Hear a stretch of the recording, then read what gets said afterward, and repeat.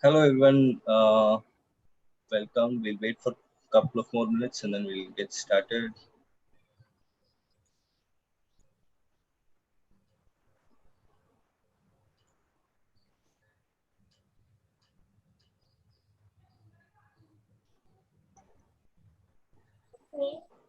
Hi Zainab.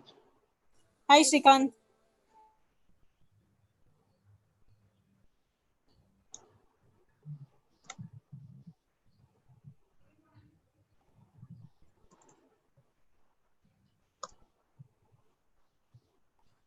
Okay, I guess people are joining in. Let's give one more minute and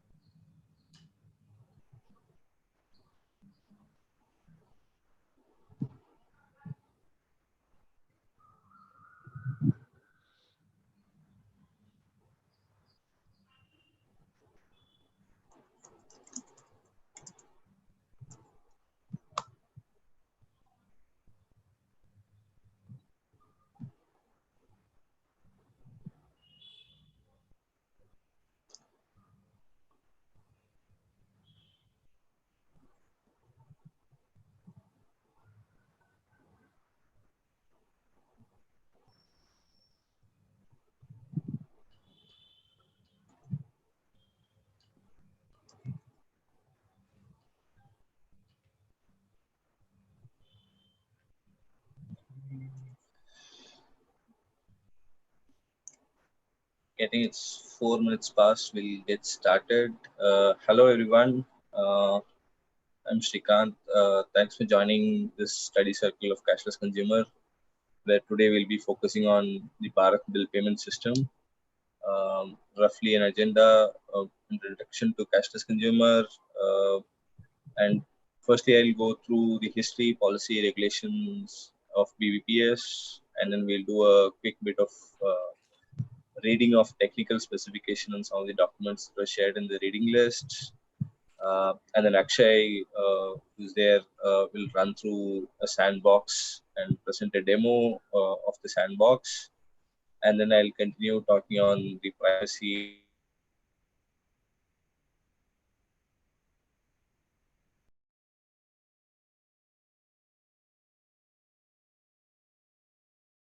question on the reading links. How many of you uh, went through the document shared in the reading list?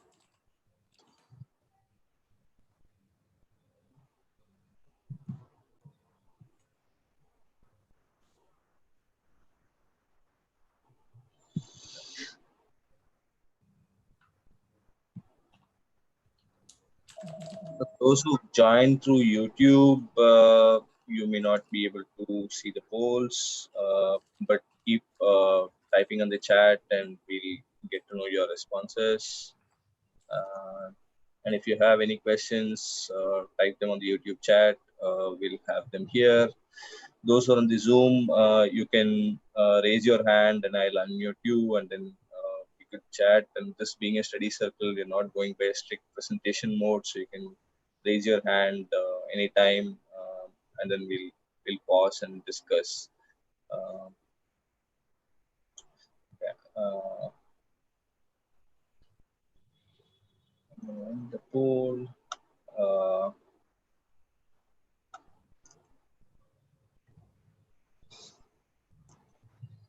I'm gonna share the results of the poll. So three people have read the Ono one. Two others have read some of the links that were shared. No one read all the links, or nobody didn't read anything. So that's great. At least you have some idea. But we'll still go through uh, what BBPS is and have a quick introduction followed by history. So first, the introduction on cashless consumer. If you're not aware, we are a consumer collective working on digital payments, voicing consumer perspective on digital payments and issues. We broadly work on advocacy, awareness, technology, data, and policy aspects of digital payments. We are an open and voices friendly community.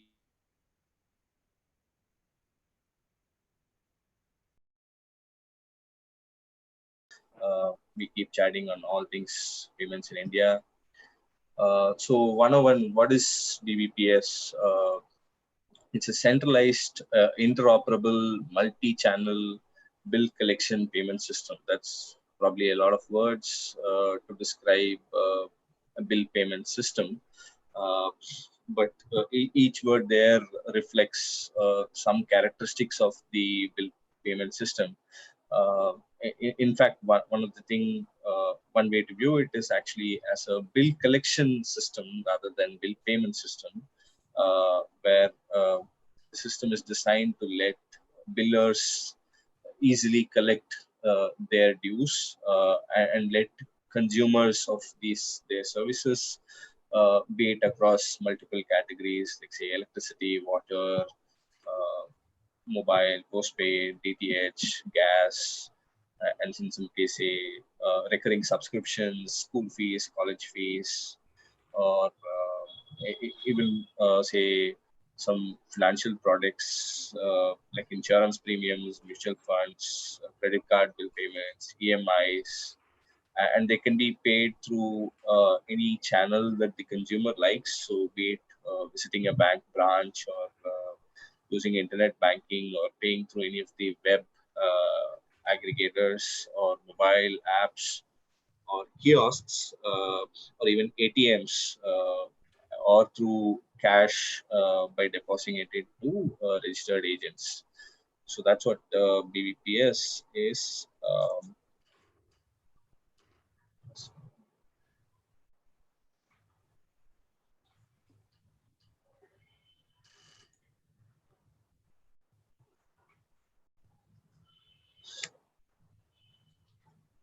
Any questions on the chat? I'll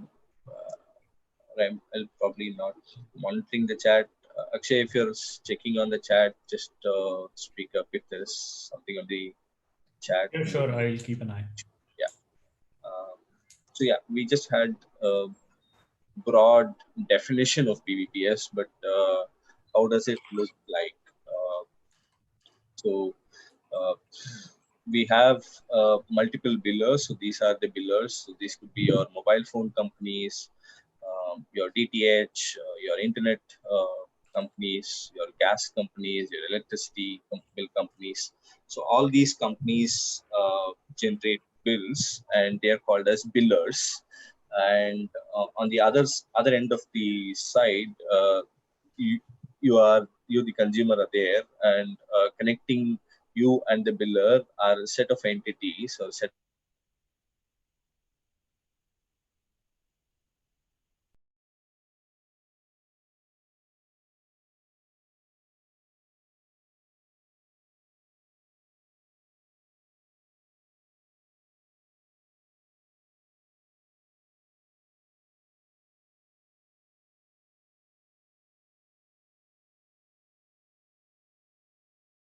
uh, multiple billers on one side and consumers on the other side, and there are a set of entities in the middle which connects these two to pay the bill. And so the biller has to first get onboarded or registered with The other side. sorry.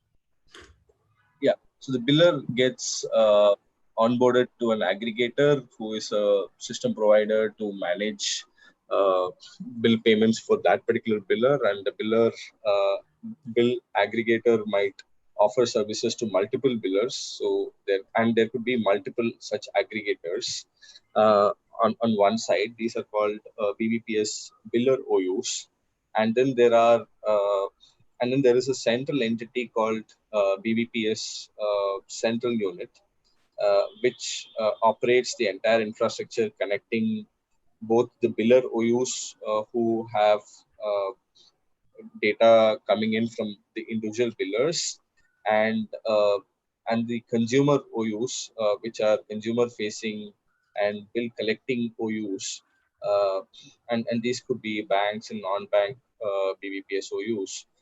Offering the bill payment facility across multiple channels, be it internet banking, mobile banking, or a branch payment, a kiosk payment or a payment through non-bank websites, mobile apps, agents, and so on.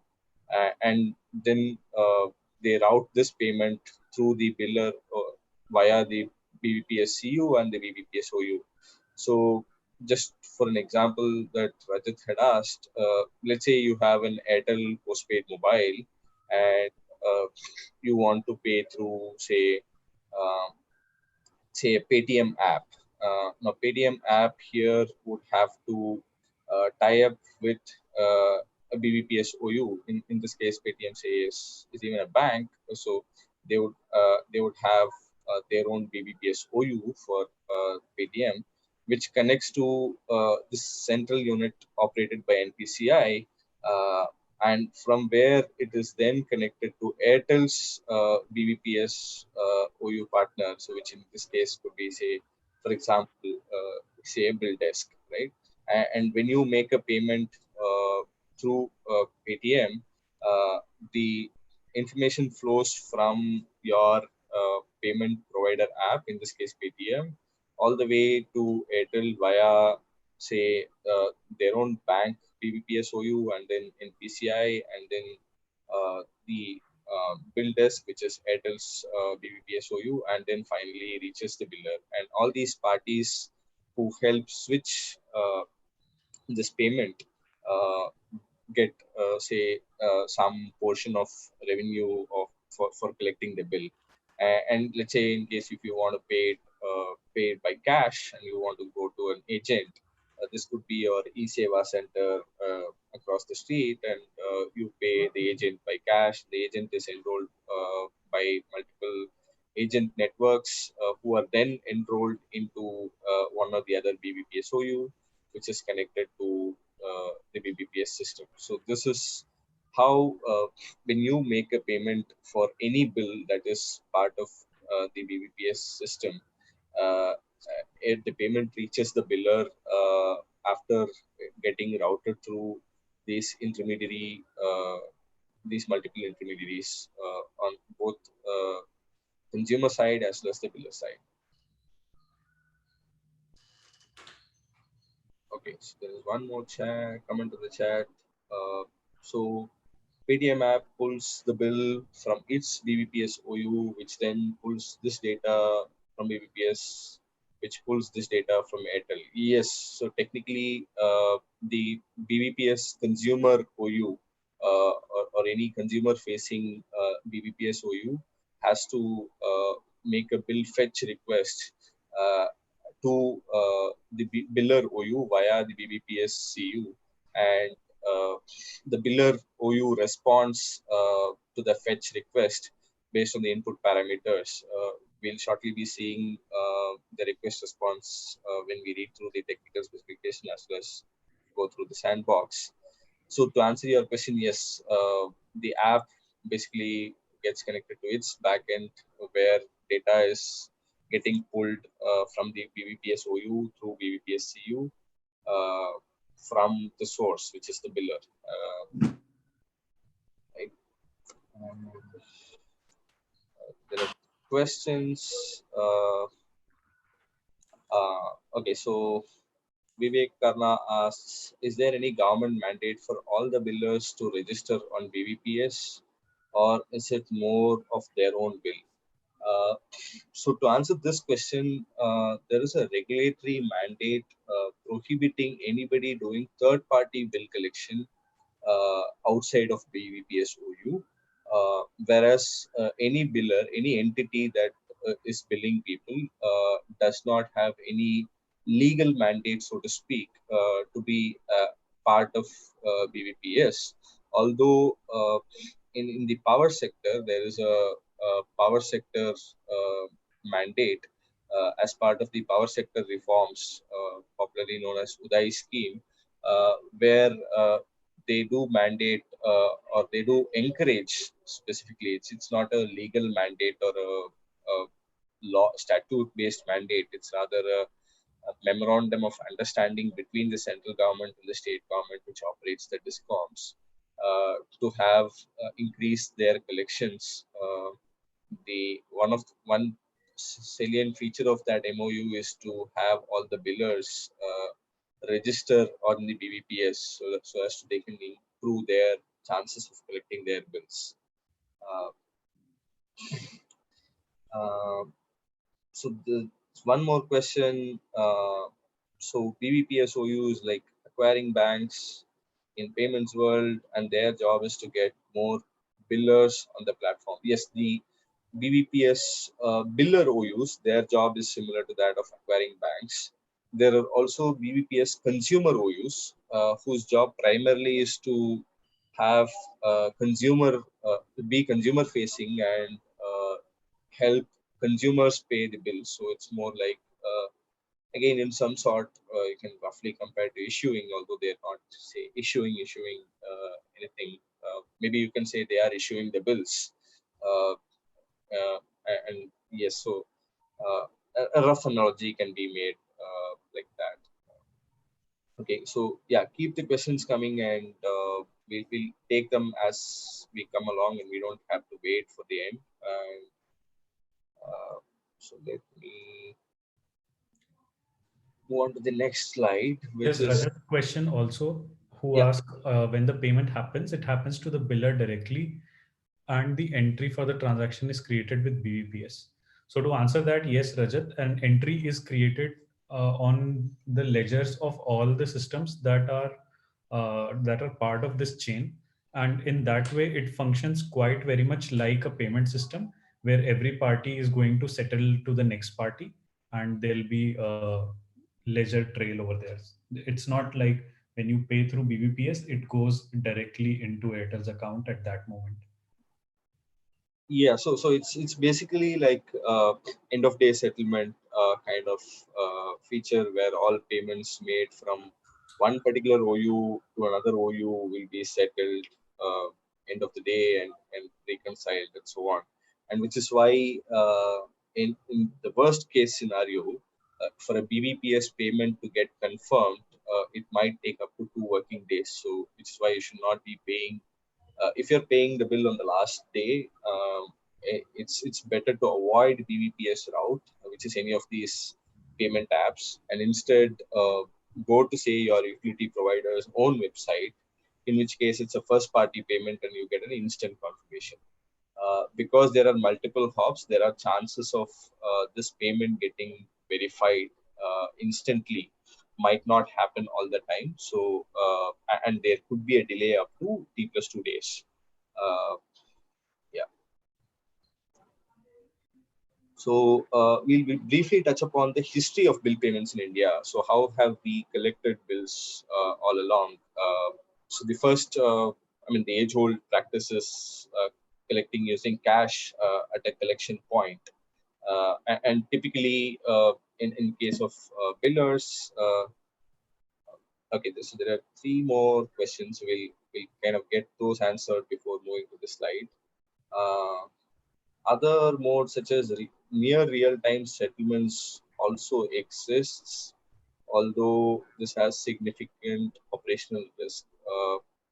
So I'm going to let Karthik speak on it a bit because I am not uh, very sure about the near real time settlement that exists. Probably Karthik can explain us uh, more. Karthik, you can unmute yourself and talk. Hello. Yeah, Karthik. Yeah. Yeah, hi. So Shrikant, hi. You'd mentioned that there was a T plus 1 day settlement or end of the day settlement, and this is not the only way. There are other modes also in the space, like some of the Sorry, billers Karthik, your voice is breaking. near Yeah. real-time settlements also to enable billers to get their collections quicker. This is purely because as mentioned in one of some of the writing pieces, I believe the blog link which was shared, there is the billers are scarce. Once the biller has already integrated with a platform with an aggregator, they do not have that much of an incentive to go to other billers. So these are some of the advantages which are offered, and this has also led to a lot of issues because you're basically settling that biller out of pocket before receiving the money from NPCI as per the settlement cycle. So that was the operational risk component. Okay, so you're basically settling the biller even before the consumer OU gets the payment, which in this case You're not sometimes could be. audible. Hello? Yeah.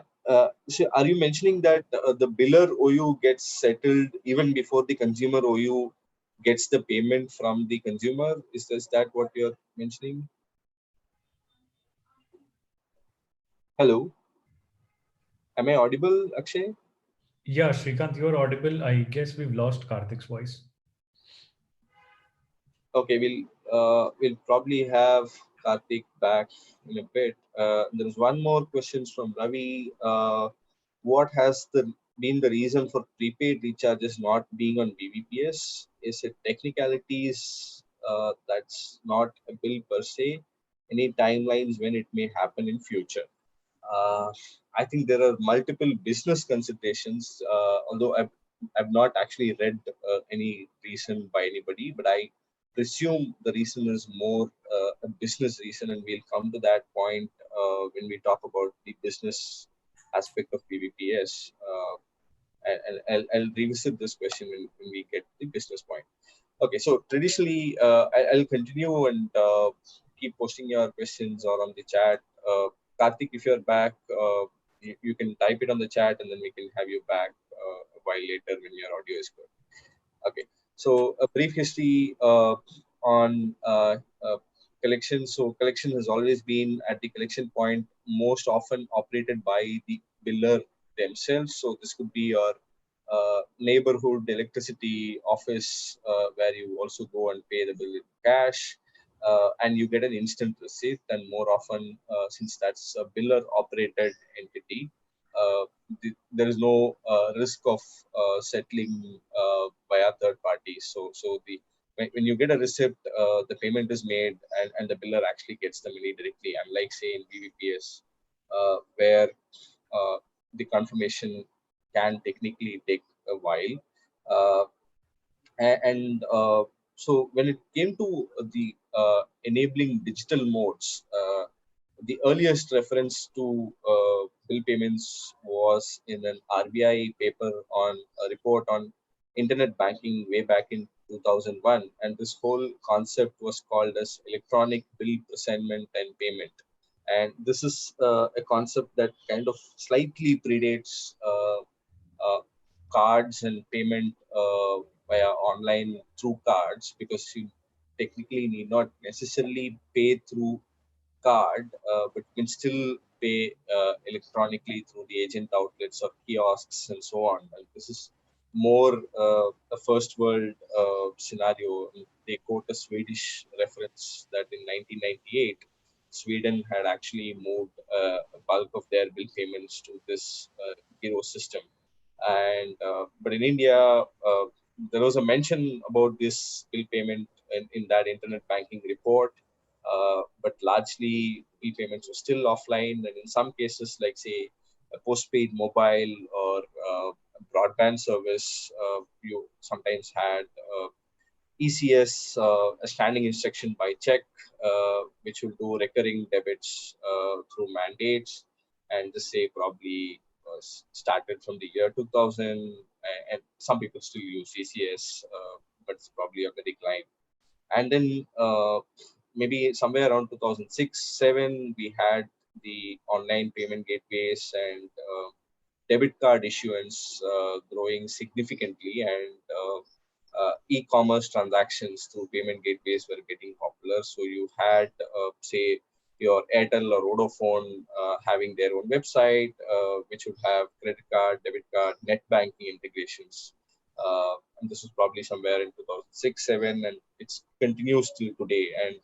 And this is what I meant by saying first party bill payment. So when you go to Airtel's website and pay your Airtel mobile bill, it's a first party payment, and that payment does not go through VVPS. Um, and then the other mode that was quite popular was through these e-seva, or in Bangalore they call it Bangalore One. There are lots of different names, Suvidha providers, multiple names in multiple cities. But these are basically an operator run internet cafes or government or service access points where you can go and pay through cash and do a range of things, including bill payments, ticket booking, and so on. And this was popular from year 2010 to 2015, and it still exists in tier 2 cities in India. Right? And somewhere in 2013, the mobile wallets, the prepaid instruments, this is when the Paytms and the free charge of the world offered bill payment facility. And roughly around the same time, some ATM networks also had the option of paying bills via ATM itself. Uh, and then we have two interesting reports. We've shared that in the reading materials as well. The one is a feasibility study of implementing Giro payment system in India, and that's I call this as Giro report in this presentation, and that was presented in 2013 sometime, and the next year in 2014 there was another committee that was set up that was called as Giro Advisory Group, or in short GAG, which again produced one more report. We'll go through what these reports suggested, and and BBPS has been operational since 2017. And one point to note is that all channels, especially when they operate in a cross OU fashion, where your biller OU and your consumer OU are different, it has to mandatorily pass through BBPS, and they're all subsumed into a single network. Uh, so, briefly on the path to BBPS, we have a Giro and GAG report. So the highlights of the Giro report are, so what's Giro first? It's a mode of payment where payment is made via a bank for any activity, and it as shared in one of the tweets earlier, it predates long way back to 4th century BC, where somewhere in Egypt they did try Giro payments, and there are references of Giro payments, something like where you have an intermediary, a banking intermediary who will process payments. And how is it different from a check? Because in a check, it's usually a debit-based pull. So whoever you give the check has to go and submit that check to a branch, and then a debit-based pull happens. So a pull of your money from your account into whoever is presenting that check happens. Whereas in the Giro payment scheme, it's a push that is initiated by the payer to the payee, and it's a credit-based push. So that's a basic difference between a check and a Giro instrument. And the report also went into the landscape of bill payments in India, and how electricity sector, like across, they chose 10 electricity billers for a sample, and then gave some data about how much cash payment and how much check payment is being made, what portions of it is made through their own collection points, which are called biller own collection points, and how they can actually increase this payment of bill through variety of payment instruments, and create a EVPP market. And they noted about the opportunities as to about having a Giro payment system, which could then help multiple other entities collect bills, or have this ability to or have their consumers the ability to push payments. And it also would lead to reduction of cash and check usage. One point it noted was the lack of trust in the agent model, where consumers preferred paying through biller owned collection points, even it meant, say, traveling a mile or two and standing in line and paying, as opposed to, say, paying in your neighborhood kirana store, which acts as an agent. Because there were issues of the agent not passing the bill, and then the bill gets defaulted, and so on. So there was a lack of trust in the agent model. That was one of the key pain point. And the report notes absence of interoperability, and I kind of extended that to say that the regulator tried to level the playing field, and in some sense shuffled the existing market to do a creative destruction. By that, what I mean is, I mean, if we talk the names of players, there was one player which was big enough in the bill payments space. That's BillDesk, and there were two other competitors as well to BillDesk. BillDesk was the majority market shareholder in the case of biller OUs, or the payment company which provides services to billers, electricity company in most cases, because by back in 2013, it is largely electricity companies which had a huge volume of bill collection, closely followed by a nimble mobile industry. But even mobile industry had largely been prepaid, and the mobile slash broadband industry was just across in few cities in India, and it's not a big market.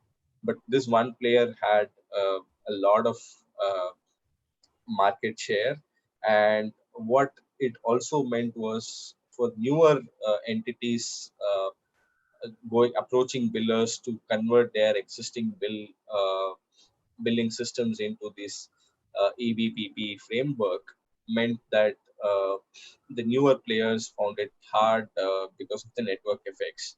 And one example could be, let's say, there were billers who tied up with a certain mobile wallet provider, which would mean that if you had to pay that bill electronically, you have to have that particular wallet or pay by cash, and no other modes were allowed.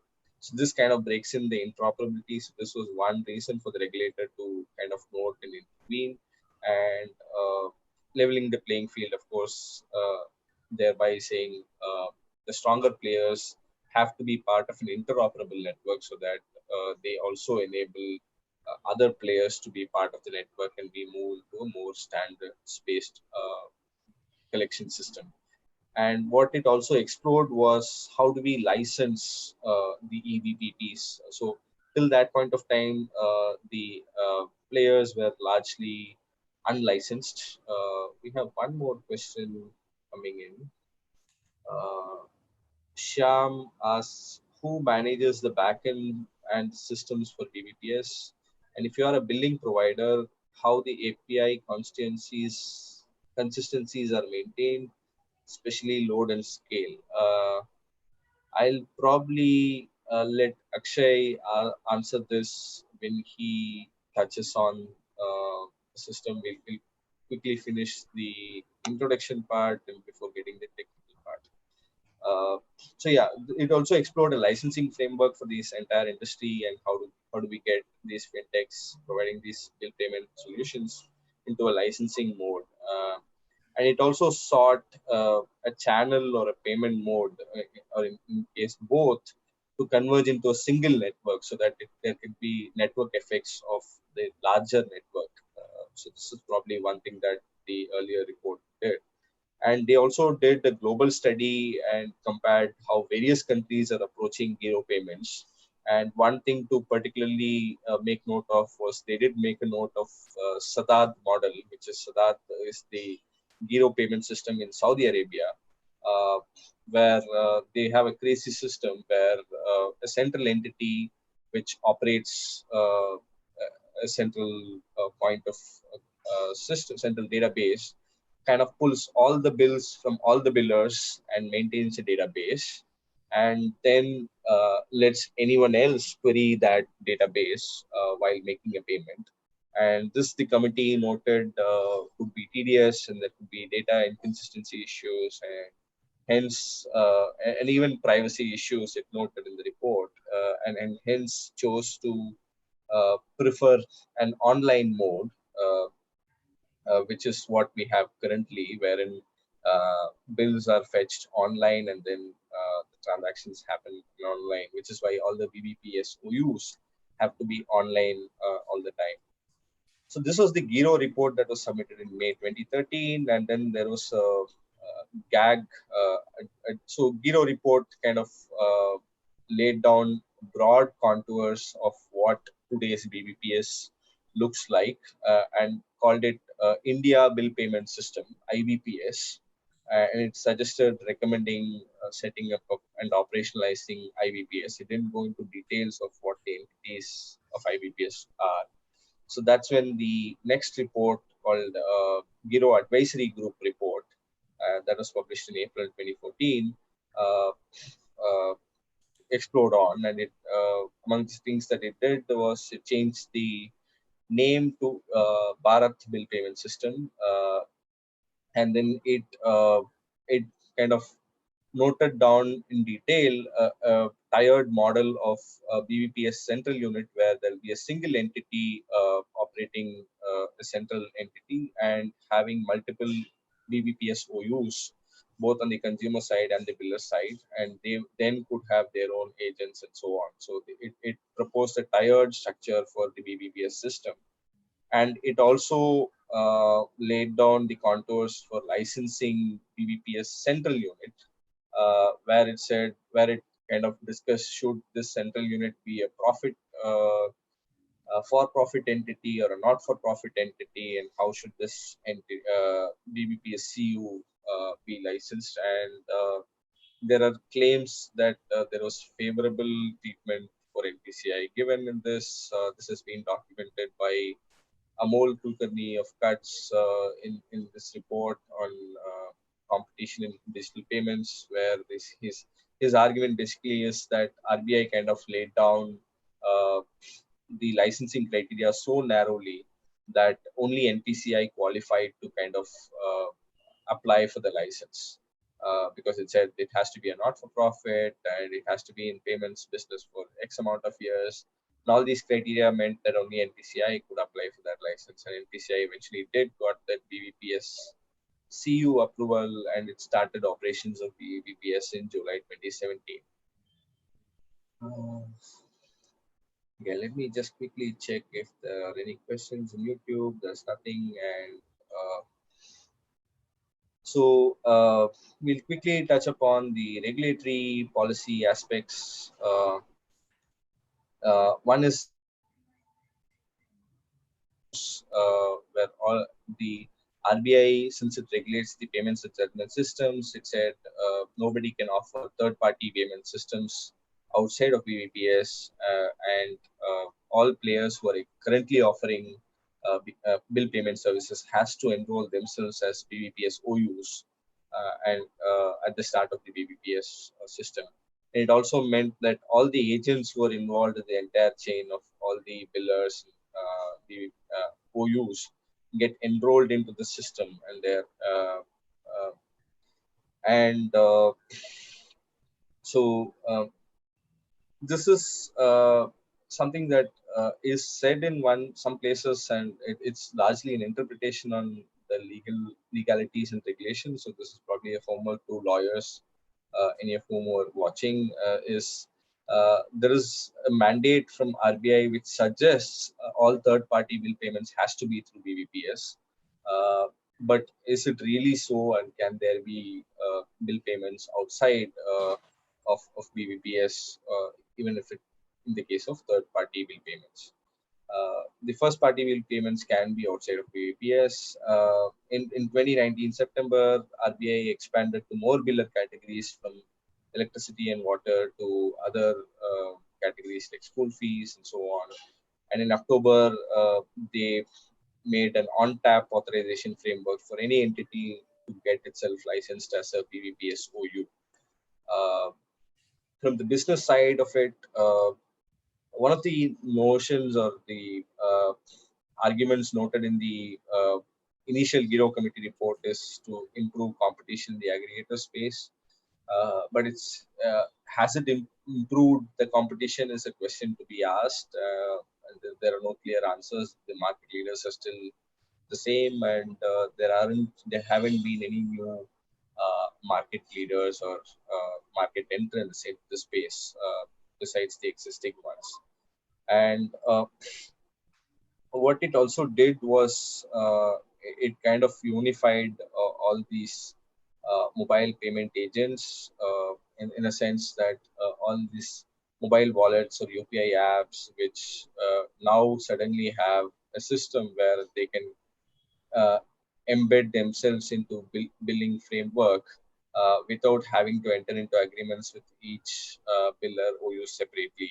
Uh, and BBPS is one key driver to UPI's growth. So UPI's recurring payment use cases has a significant number of people use UPI to pay BBPS, and UPI drives this volume through BBPS.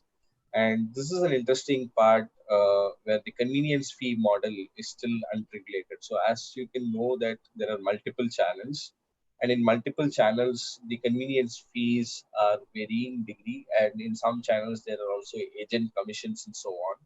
And this is not standardized yet, and there are still, we are probably in the quote unquote say VC funding era where all these convenience fees are zero rated for the growth of the platform.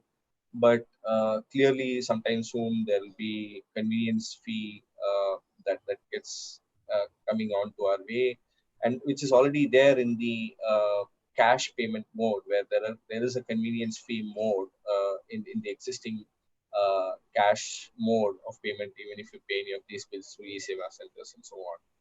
And a new business development was earlier in this month. Axis Bank launched BBPS for school fees, and that's a newer pillar category that was added.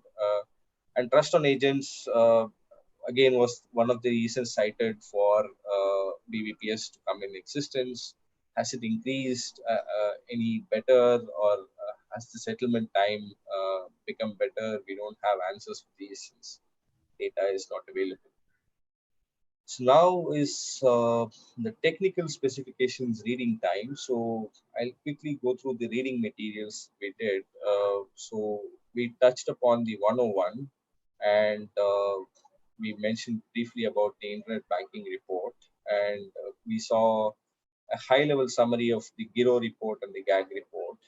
Next up would be BBPS technical standards. So what this document does is basically provides a overall technology framework, like who has to be like, what should be the technical process through which BBPS system has to be built, like the network requirements, the software, hardware requirements of BBPS OUs, CUs, how their applications should interact, the master data management, which Akshay would be covering in a bit, which contains the list of billers and so on, and what are the process of data storage. An important point here to note from the context of privacy and data is that data has to be stored for a period of at least 5 years. Complaints management, how are PIIs managed for privacy. Uh, I know it says non-mandatory customer details like email, Aadhaar, PAN can be passed along from one OU, CU, and then to the customer OU. I don't know how well this works in compliance with the Aadhaar regulation itself. This is a question to be asked. Uh, and they have a internal system. They call it as Canvas, which is basically a coordination portal for all the BBPS OUs amongst the CUs, and the data security requirements, the digital certificate, and the signing of data that happens. So any message that comes from the OU to the CU gets signed by the OU's key, and then encrypted by CU's public key, which then gets decrypted at CU, and then the uh, hash is verified against the OU's public key. So the CU, in this case being NPCI, gets any data incoming from an OU. We'll see what these data are in the technology API specifications. So basically, NPCI gets all this data, it decrypts it, verifies the signature to ensure that it's not tampered, and then proceeds with the transaction, right? And what are the data security, password policies, and operational details for OUs. These are all, and the API messages. And this is something that we'll go in detail both in the API spec readings. There's another question, I believe.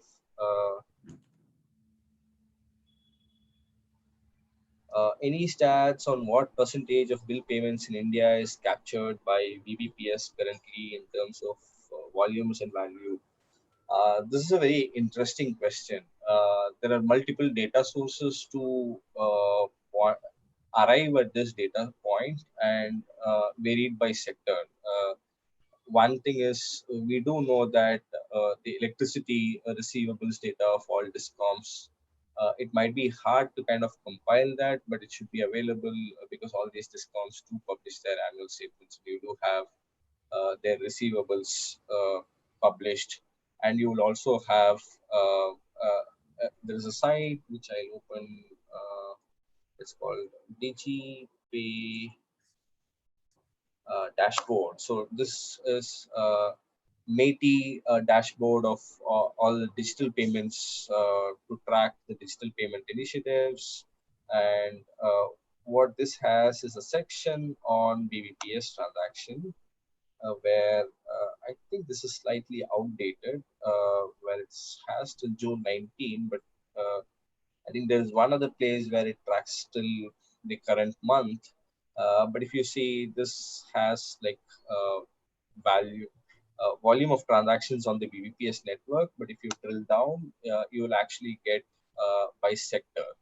And as you can see, electricity is a high volume sector in BBPS, and roughly this is like what 32 million transactions that happened in the month of May, and that's probably the amount of BBPS electricity bill transactions that happen, of which one needs to tally it along with the BBPS stats from NPCI that's reported to RBI, and you could get rough sense of how much is going through BBPS. One thing to note here is there are two other ways in which the BBPS data is not captured. So one is if you pay, if you make a first party payment, it's paid through your own electricity biller, and that data is not captured in BBPS. If you also pay, let's say, through your own BBPS biller OU, and if your biller OU and the consumer OU is same, let's say, for example, you go to a bill desk site and then make a bill payment. And the bill desk also happens to be a OU for your electricity provider. And then that transaction does not flow through BBPS central system and does not get captured as part of it. So yeah, one needs to actually work on this and arrive at a number. It's a hard job because the numbers are not readily available, but it's probably we are heading towards. I would say at this point of time, maybe 50 to 60% would be. This is a guesstimate because most of the cash payments collected through the agent channel is now on DVPS, and if one treats India as a cash country, then all the cash payments that happen for electricity bill payments happen through BBPS already through the agent channel, and there could be some modes where people kind of already pay through the biller owned collection points or say the websites of the providers themselves, which could be still roughly probably somewhere around 20-30%. So the rest of the volume I would assume goes through BVPS. So I guess that kind of answers that question. uh, so we'll come back. uh, we were reading the standards document. So we'll go through the API specifications in a bit in detail, and there is also clearing and settlement procedures as to how the settlements happen between multiple providers, uh, and there's a certification process which says how OUs can get themselves certified. This talks about the BBPS simulator. We'll briefly see what that was. This was live a few months back. It's not available anymore, and there are some business requirements for certifications. This talks about various API endpoints, which Akshay would be going through in detail. Uh, and there are some notes about scheduled activities and downtime, and just of abbreviation. So this is the technical standards document. This is basically gives a high level overview of how the technology should work and what are the requirements for this technology to get running. And then we have the API specifications, which is more the data handling part, or how the apps interact with the system through APIs, different APIs, and how the flow goes through. So the classic two major API responses are basically the bill fetch request and response and the bill payment request and response. Additionally, there could be transaction check and a bill validation. So, but bill fetch being the most common one. This is a bill fetch request from a customer OU to BBPS central unit, where they say, I want to fetch this particular detail uh, of this particular customer. Customer's mobile number is this, and mobile number is used here because that's probably a key for biller to identify and present the bill. So this will be passed on to the biller, and the biller will use this as an ID to fetch the query the bill from their database, and then uh, uh, present the bill.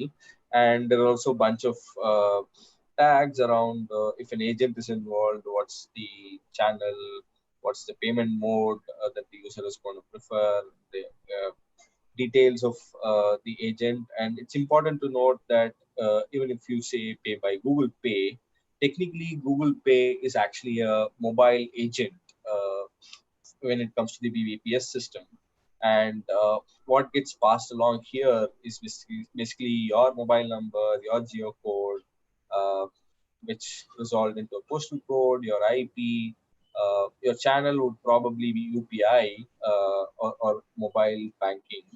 Uh, your terminal ID won't be shared in this case, but your IMEI, your OS, your application version, which will be like Google Pay or whatever, right? And this will be shared as part of the request payload. And bill details would essentially have the biller ID, because you would, in your app, you would say, I am from Bombay and fetch me my Vodafone bill, and this is my Vodafone number. And these are the bill details passed as part of the bill fetch. And then the CU would then, so when this request is made, it is signed by the customer OU, encrypted by BBPS CU's keys, decrypted by BBPS CU, and then passed on to BBPS biller OU, who then gets this request, basically, which passes the same data back to the biller. And then the biller responds to the CU saying this is the bill amount, and this is a one-time bill amount, or this has to be paid monthly, or as presented whenever there is a bill due. And this is the minimum bill amount. This is a total due. This is probably an advance amount or something.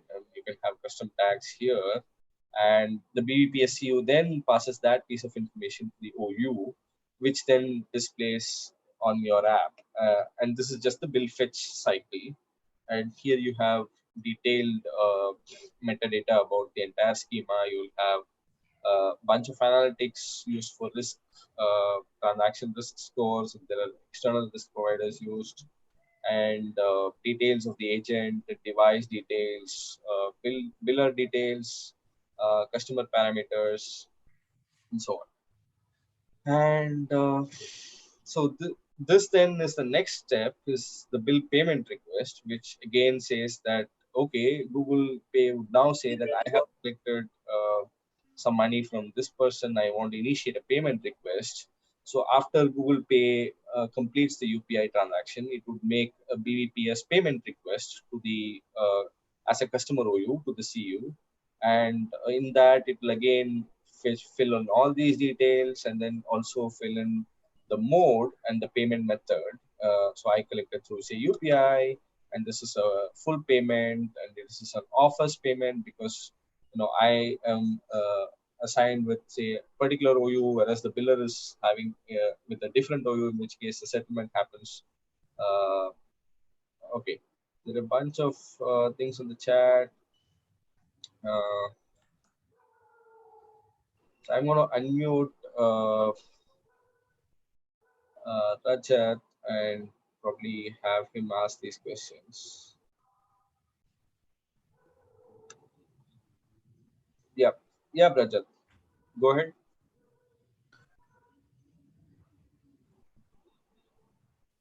Hello. Yeah, Rajat, yeah, we can hear you. Go ahead. Yeah. So, what I'm trying to sort of track here is also the movement of money. So, for example, in this case, Google pays a UPI app, and then the first UPI transaction is then from my account to its own account, and then it sort of makes a bill payment request where now the money is going to move through the BBPS system. Is that how it works? Yes.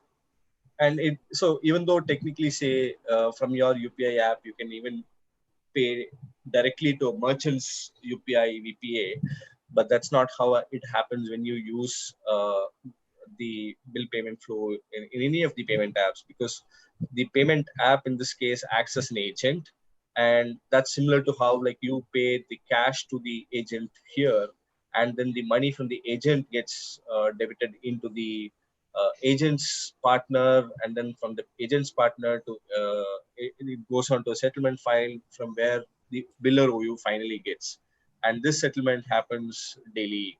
And so to answer your question, so even though you make a UPI payment, you are not actually making the UPI payment directly to the biller. You are only making the UPI payment to the Google Pay app or whichever app in this case. Okay. I see. And for example, in another case, this could have been IMPS or a net banking payment as well, if this was Or also. even it could be a debit card payment. Like I can still use phone pay and choose to say that I want to pay by debit card or credit card, and it's still so for phone pay what happens is it first makes the payment transaction. So where I choose debit card or credit card, I complete the payment flow. The payment is getting when phone pay gets a confirmation that that transaction succeeded, and when it gets succeeded, it basically hits into their account, and they then initiate a BBPS request upon confirmation that the payment is successfully received.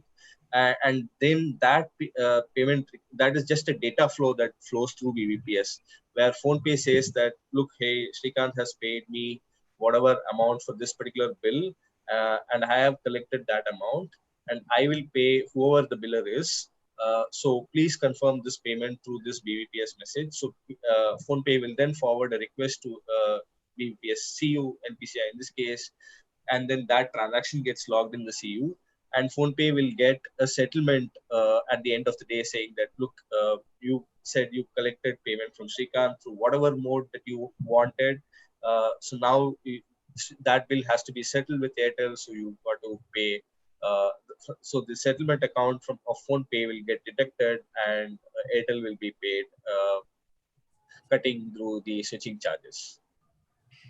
Okay, and this settlement is it sort of a standard transactional protocol that these guys have mandated, or is it between then say PhonePe or Airtel how they want to? No, I think Do this this? settlement is centrally handled by NPCI. So, which is what I mean. We also have a recent issue about bi-party settlement agreements. So, we'll touch upon that towards the end.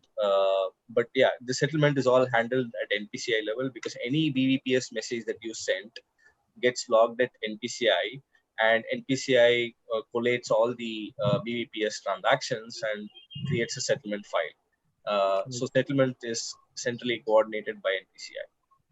Okay, and in this case, when we take a debit card sort of payment method, the debit card payment gateway fee in this case, because of us using phone pay, they don't sort of want to make a difference between a UPI and a debit card. Then that payment gateway fee, basically phone pay is taking a hit on its own. Right. That's what is happening currently, and which is why which is where there is a provision in BBPS to add customer convenience fee, and the customer OU, in this case phone pay, can actually change the convenience fee based on the payment type. Let's say you want to incentivize a particular payment method, you can keep the fee low, and you want to incentivize another payment method, you can keep a fee high. Or a classic case would be if you want to avoid people paying through credit cards, and credit cards, since they have a higher MDR, you might want to pass on that cost of transaction directly as a convenience fee or a credit fee, as against, say, a UPI or a debit card for which the MDR is zero. Okay. And maybe I can ask more questions later. I guess you can continue, but yeah, there's lots of interesting stuff coming to my mind. Sure. And Swapnil has a question. Another point to add to the payment methods thing here is that it's also the choice of the COU, the customer operating unit, to show certain methods of transaction or not. So because let's say credit cards are the highest rated MDR mode, so some COUs might altogether skip showing you an option to pay via credit card.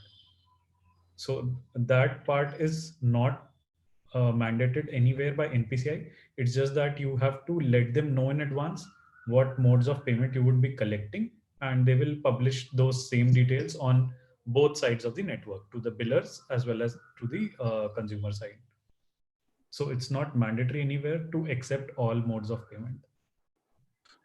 Cool. Okay, And so one quick sort of question around acquiring billers. So if, for example, I just looked through the Access School pay thing. So for example, if I went ahead and if I am a OU now and I go ahead and um, basically enable BBPS payments on a school, where now it's sort of visible as a biller in the BBPS system, then any of the transactions that will from any mode or any of the aggregators, so say will question one is, will PhonePe automatically have that school available as like a biller where people can come and pay these bills? And second, is and will all of this now transactional data and all of the data flow through me as the acquirer of the biller and the payments as well? So first is it like seamless where people can automatically see this as a biller, and then sort of the data flows through our system, so my system in this case, and then who owns this data, etc. What are the usages that people can sort of do on this, on this data? Given I've seen, whenever I was researching this, I saw a lot of mention of public credit registry, credit scores, etc. yeah, we'll come to the data governance part in a bit. We're slightly behind time, but we do cover the data governance part and who owns the data. And there is a interesting discussion around that. But I'll probably cut you there now. We'll have that. Swapnil asks, do we have insurance companies and mutual funds on BBPS payments yet? I don't think they are live yet, but they might come on board. And this is, but from an RBI perspective, there is no ban or anything of that sort. Any category of biller can now be a part of BBPS. So I think it fundamentally works out to be the cost of collection for them in BBPS as against their existing modes.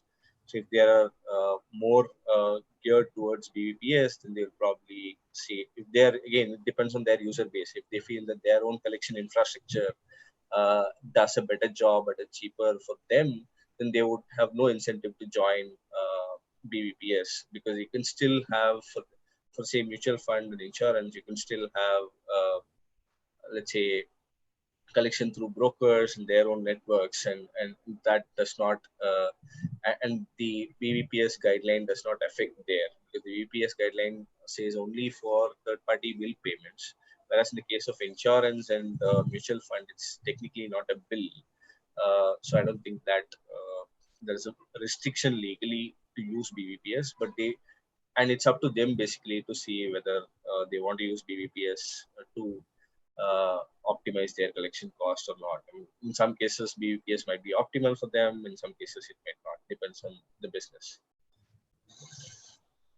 So we'll quickly move on, and so there is a bill fetch request and bill fetch response that we saw, and then there is a bill payment request and bill payment response. They're again similar structures. You can go through the XSDs, and a transaction reference ID gets created here. This is probably the most important point here, and this is when it this is important for it to actually be then used in, say, subsequent disputes or settlement issues and so on. So this is the key thing to note here. Everything else is pretty much the same. It notes the payment method, what was the payment method, and whether it was a full payment or a partial payment, and so on. And again, the request response flows goes similar from customer OU to CU, and then CU to biller OU, and the response cycle flows back to the reverse order. And then there is a sample reversal request. So this happens for whatever reason, like if, say, for example, PhonePe passed this request, whereas on the other side, say the credit card transaction like failed, or you want to do a reversal, or in some case you want to do a refund sort of thing, you can again do a reversal request. Again, the flow goes through consumer OU to CU to biller OU, and the response back in the same cycle. And this has implications on the settlement because it's basically a chargeback on the bill payment, so to speak. So this also has a similar structure. And then the transaction check is basically when you have not got a confirmation from the biller OU on the payment, whereas you have got, as a customer OU, you have got the money and you have forwarded your request, but you have not got a successful response, payment successful response on the biller end. In which case you can actually give for example, PhonePe gives a status saying that we had a problem, but do come in and in a day and check. And then in a day and after a day, we can go to the same page and say check status, and that will invoke this API, and it will pass the same transaction ID. If that for that transaction the status has changed, then that will be reflected, and that will be reflected all the way to the consumer app.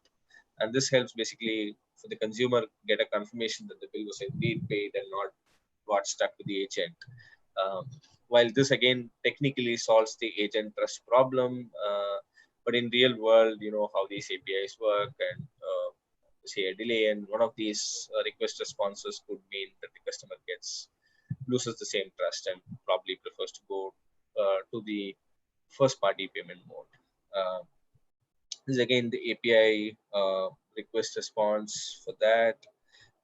There is also a bill validation request and response, which in some cases you might have seen that the apps let the customer enter the amount and let them pay. In such cases, it's probably, or in some other cases where actually I was referring that there are customer OUs who cache the bill payment details. In some cases, it might have gotten stale because you would have tried with one app, and then it might not have succeeded, but you would have go to the other app, say a couple of days after, but the status of that bill, whether it was paid through another app, another channel, is not known to the customer OU. They are supposed to do a bill validation before accepting a payment.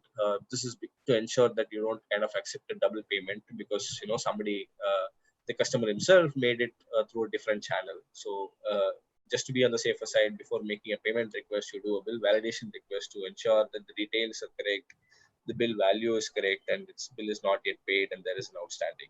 Right, and the request response flows the same way to the CU, to the biller OU, and back in the same order.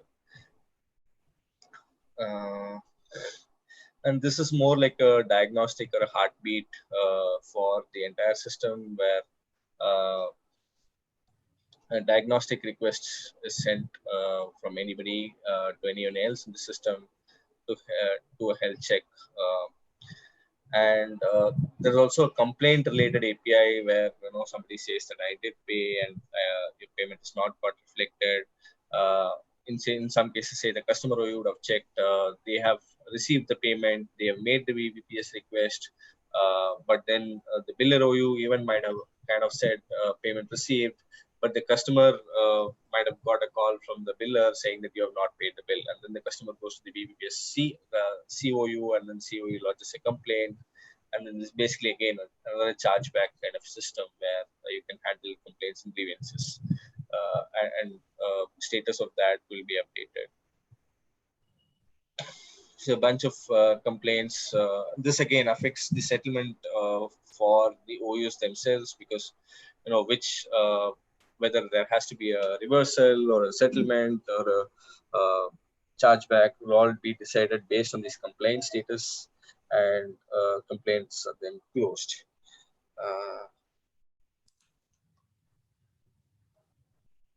So then there is a master data management. This is basically to give you a list of billers who are available on the platform. This is how apps display by category. If you select electricity, it will show a list of 30 billers, and that's basically coming from master data management. Like who are the billers that are alive, uh, what modes they take, do they is their database offline or online. This is like have whether the biller kind of has an online database, so that like across channels the bill details. When I say across channels, in, inside and outside of BBPS, the bill data is synchronized, or is it synchronized on a batch mode, let's say end of day, uh, which is to signify whether the biller is online or offline. Whether the biller accepts any random amount as a bill payment even when there is no bill. And so these kind of metadata is then provided per biller, and any customer OU can fetch like these data and cache in their master data to kind of show what is the amount of bill that can be paid to a particular biller, and so on. And the fetch request and response. This also has like the interchange fee details. What is the interchange fee for this particular OU or this particular mode, and so on. There is also an agent MDM that is there, which kind of gets lists all the agents that are available to the billers and the OUs. So this is more important in the context of, say, the cash handling agents, where is the shop, and so on. And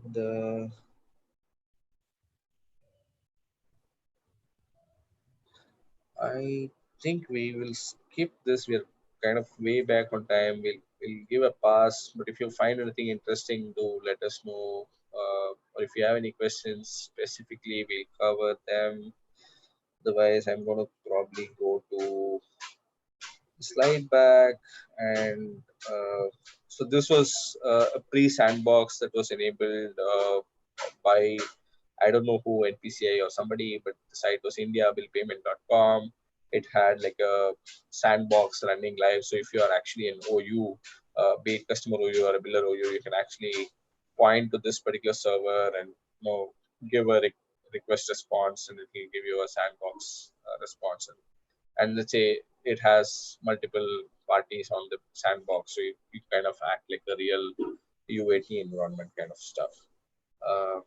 So this again has these APIs for bill payment, diagnostic, transaction status, right? And with that, I'll will come to the end of this, and now over to Akshay for demo. Hey, thanks, Shrikant. So there was a question in chat somewhere, which was asked by Shyam, who asked who manages the backend and system for BVPS, and if you are billing provider, how the API consistencies are maintained, especially load and scale. So Shyam, reading this technical specification, I hope this question of yours was answered. BBPS publishes the technical standards and the complete XML request response models, which all the participating entities, which will be the OUs, whether it's a COU or a BOU. COU means the consumer operating unit, which is mostly going to collect the payments on consumers' behalf. and the BOU, which is the biller operating unit, which is going to be showing you the bill details and stuff. So both of these have to adhere by these technical standards, and that's one of the contractual obligations they have to fulfill to be a part of the BBPS system. And is there any monitoring? Who does this monitoring for the systems? Any authority who will be So responsible and there's the a ownership? API that both the systems are supposed to ping BBCU, I guess, every 5 minutes or something, so that they know that particular systems are up. Okay, thank you. Yeah. So there was another interesting question in chat which asked how does Axis Bank make money when the schools are paying, and does it matter if their current account is with Axis Bank or not? To partially answer that question, what we will do is we will run through a sandbox of the BBP COU system that has been provided by Federal Bank. The important thing to note here is currently banks and very limited other parties have been allowed to become an OU, an operating unit, and Federal Bank is a designated BBC OU, which means it is allowed to collect payments from the consumers.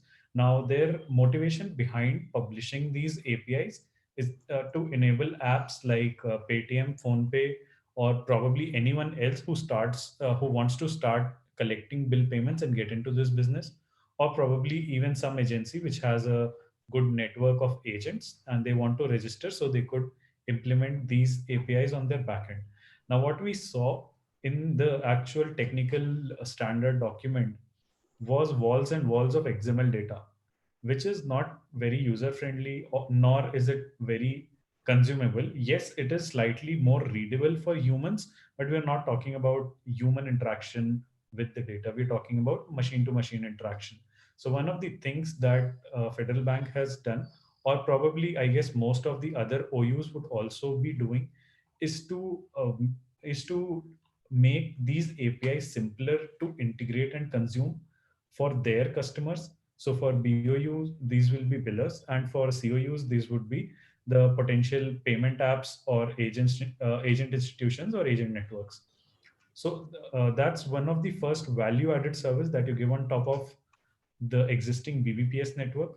And there's also transaction charges on most of the payments on a per transaction basis. So these are basically some of the avenues where you could make money on these kind of integrations. And also, the thing is that even if you want to become a COU on your own, to start accepting payments, it's not something that you can decide that let me apply for this license and cut out the middleman. So that kind of gives an edge to most of the bank players and whoever else has a OU license. So they leverage these kind of things to make money on top of this. So let's see what Federal Bank actually has done on the part of COUs. So what I'm going to do is I'm going to display a Postman collection of the 5 basic requests that any COU party would be needing to run their COUs. And there are 2 additional ones which are related to complaint, which I have skipped for the purpose of this demo. So let's look at the first one, which is the Biller MDM, Master Data Management. What this does is it gives you a list of all the billers that are registered with NPCI at that moment. So you could fetch this data from NPCI, and you could create a UI on top of it, or you could simply just show a list of saying, hey, all these people are available on my platform for you to pay.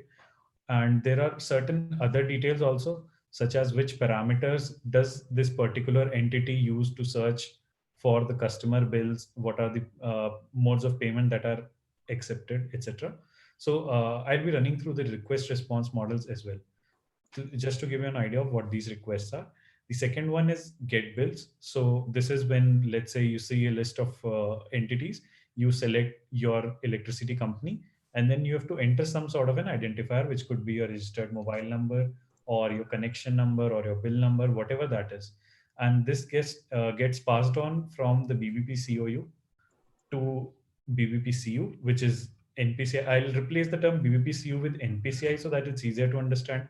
Right now, I don't think we are going to see a multi BBPCU model anytime soon.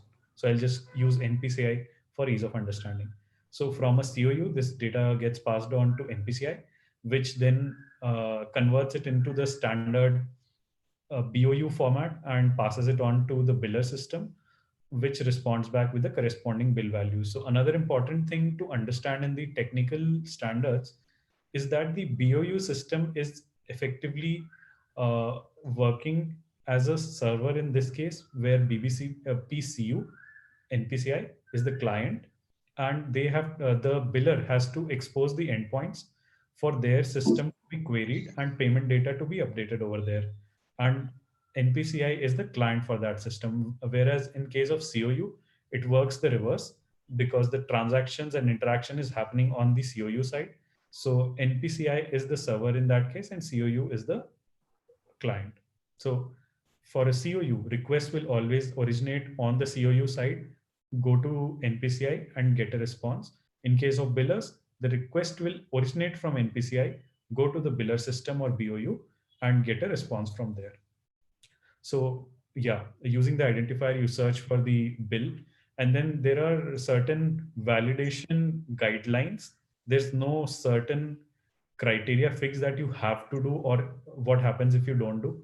So what you could do is, let's say you fetched a customer's bill and you cache it on your client side, and next time the customer searches with the same identifier, you show the bill even without making a request to the NPCI.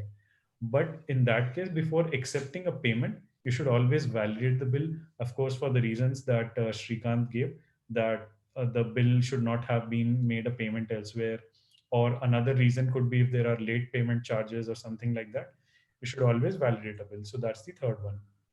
Now, what happens after this bill fetch and validation is that the consumer makes a payment using whichever mode of payment is exposed by the COU app or COU agents.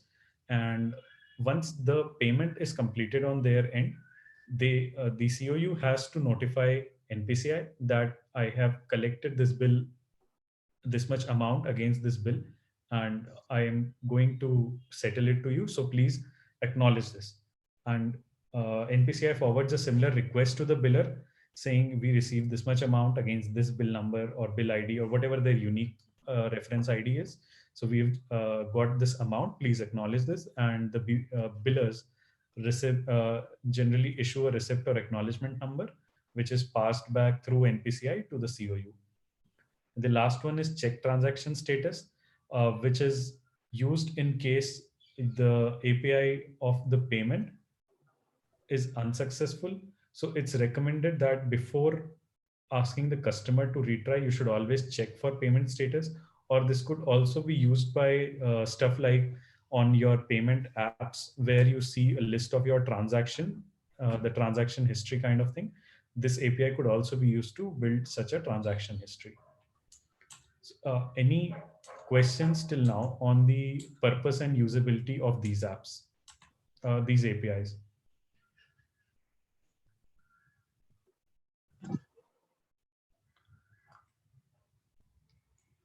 Okay, I don't see anything. So I'll move on. I'll also share the request response models for each of these requests from a COU point of view.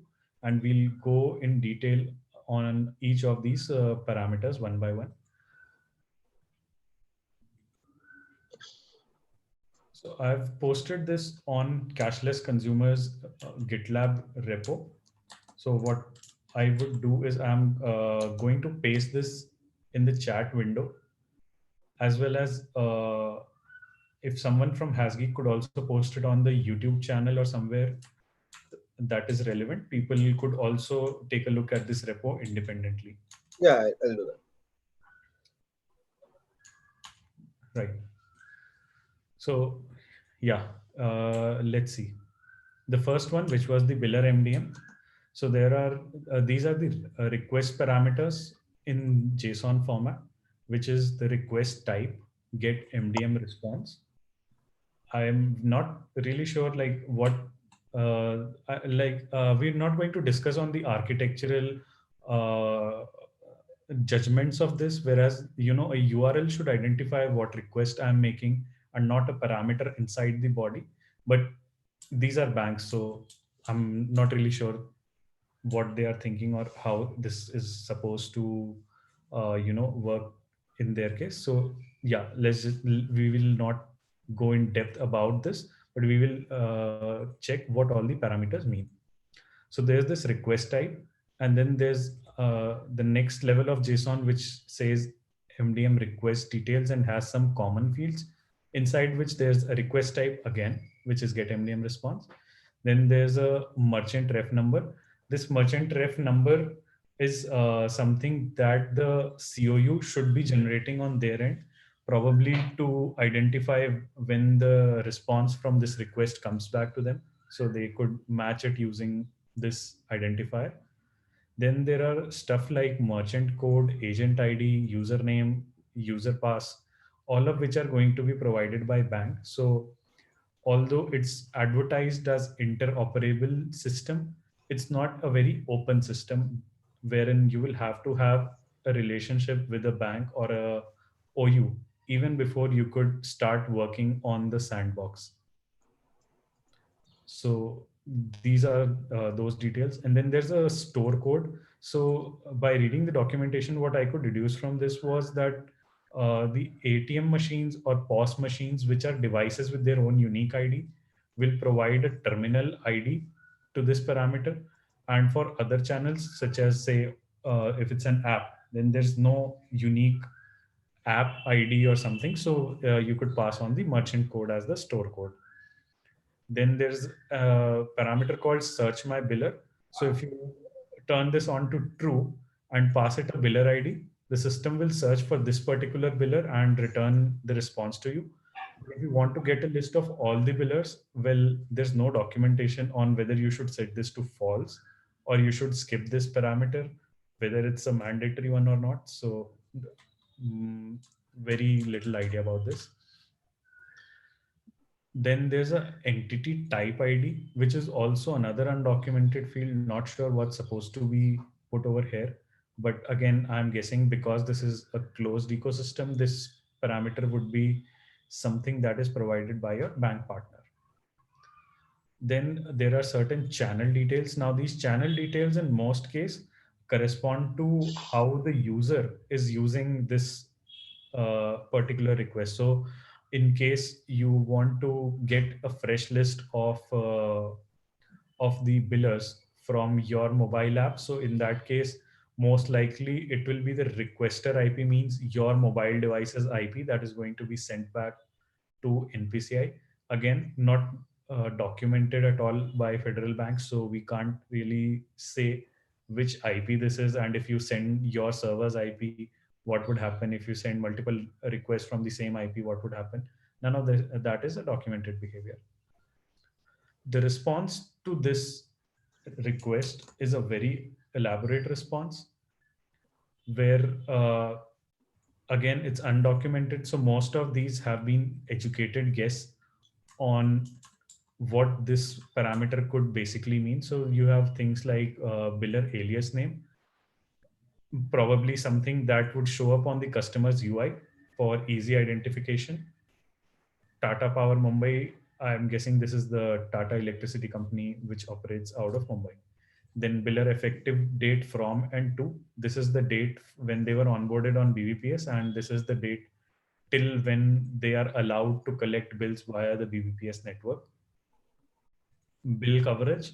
This is some sort of area coverage thing. So in India, Maharashtra, and inside Maharashtra, Mumbai, that is the only area where this biller is active. Again, not very sure whether this is used to create some sort of a UI where you get the drop downs, or is it limited by IP, or what do you do with this data? It's not very clear. Then payment amount exactness is exact. This is a very interesting parameter which allows the consumer to make variable amounts of payment. So the possible values here could be exact, exact up, exact down, and there's any. So what each of these means is exact means whatever the bill amount is shown to you, you will have to pay exactly that, and there's no editing allowed. Exact up means you could pay either the amount that is shown or anything upwards of that. Exact down means you could pay the displayed amount or anything lower than that. And there's also something called any, in which case there's also the parameters of validation rule, min and max flooring. So user could pay any amount between the min and max floor in that case. Then there's a biller temp deactivation start. Probably this is like some sort of temporary deactivation, as we could see, but again undocumented. Parent biller, if there's a biller and sub biller kind of structure, not very sure what this does. Fetch requirement mandatory means is this bill allowed to be cached? And by setting fetch requirement to mandatory, I guess Tata Power is kind of signaling that please do not cache any bills, and every time there's a customer who wants to make a payment, please fetch a fresh bill response. And then these are the response parameters. What all would Tata respond with when you actually try to get the bill from them?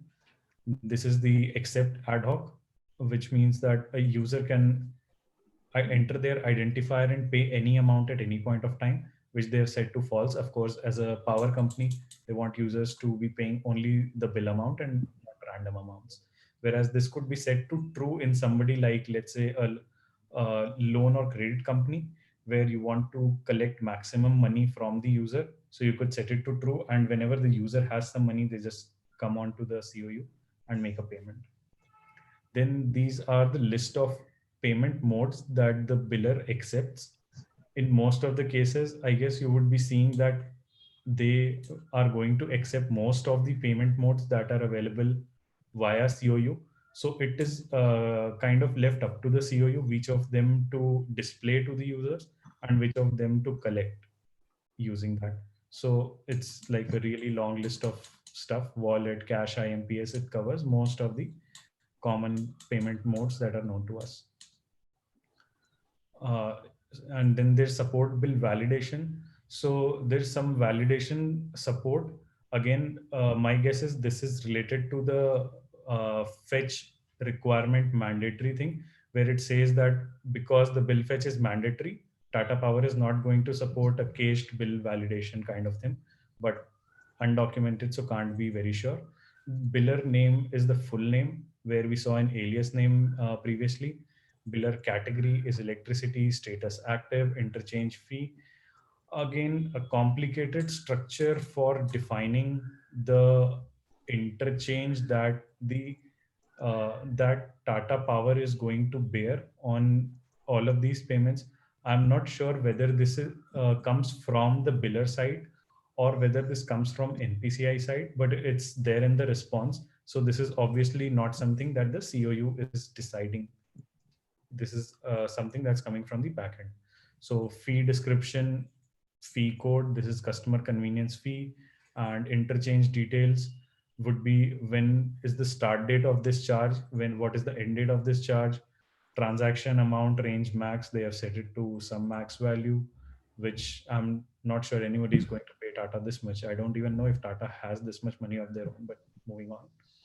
So it's a flat fee of rupees zero, a transaction amount minimum range of zero, which means zero or anything upwards of that would levy a percentage fee of zero and a flat fee of zero. So what this object effectively means is that there's no additional fee for the customer because everything is set to zero. Then there's a physical biller fee, which is set to flat fee of 225. I'm guessing this amount is in paisa.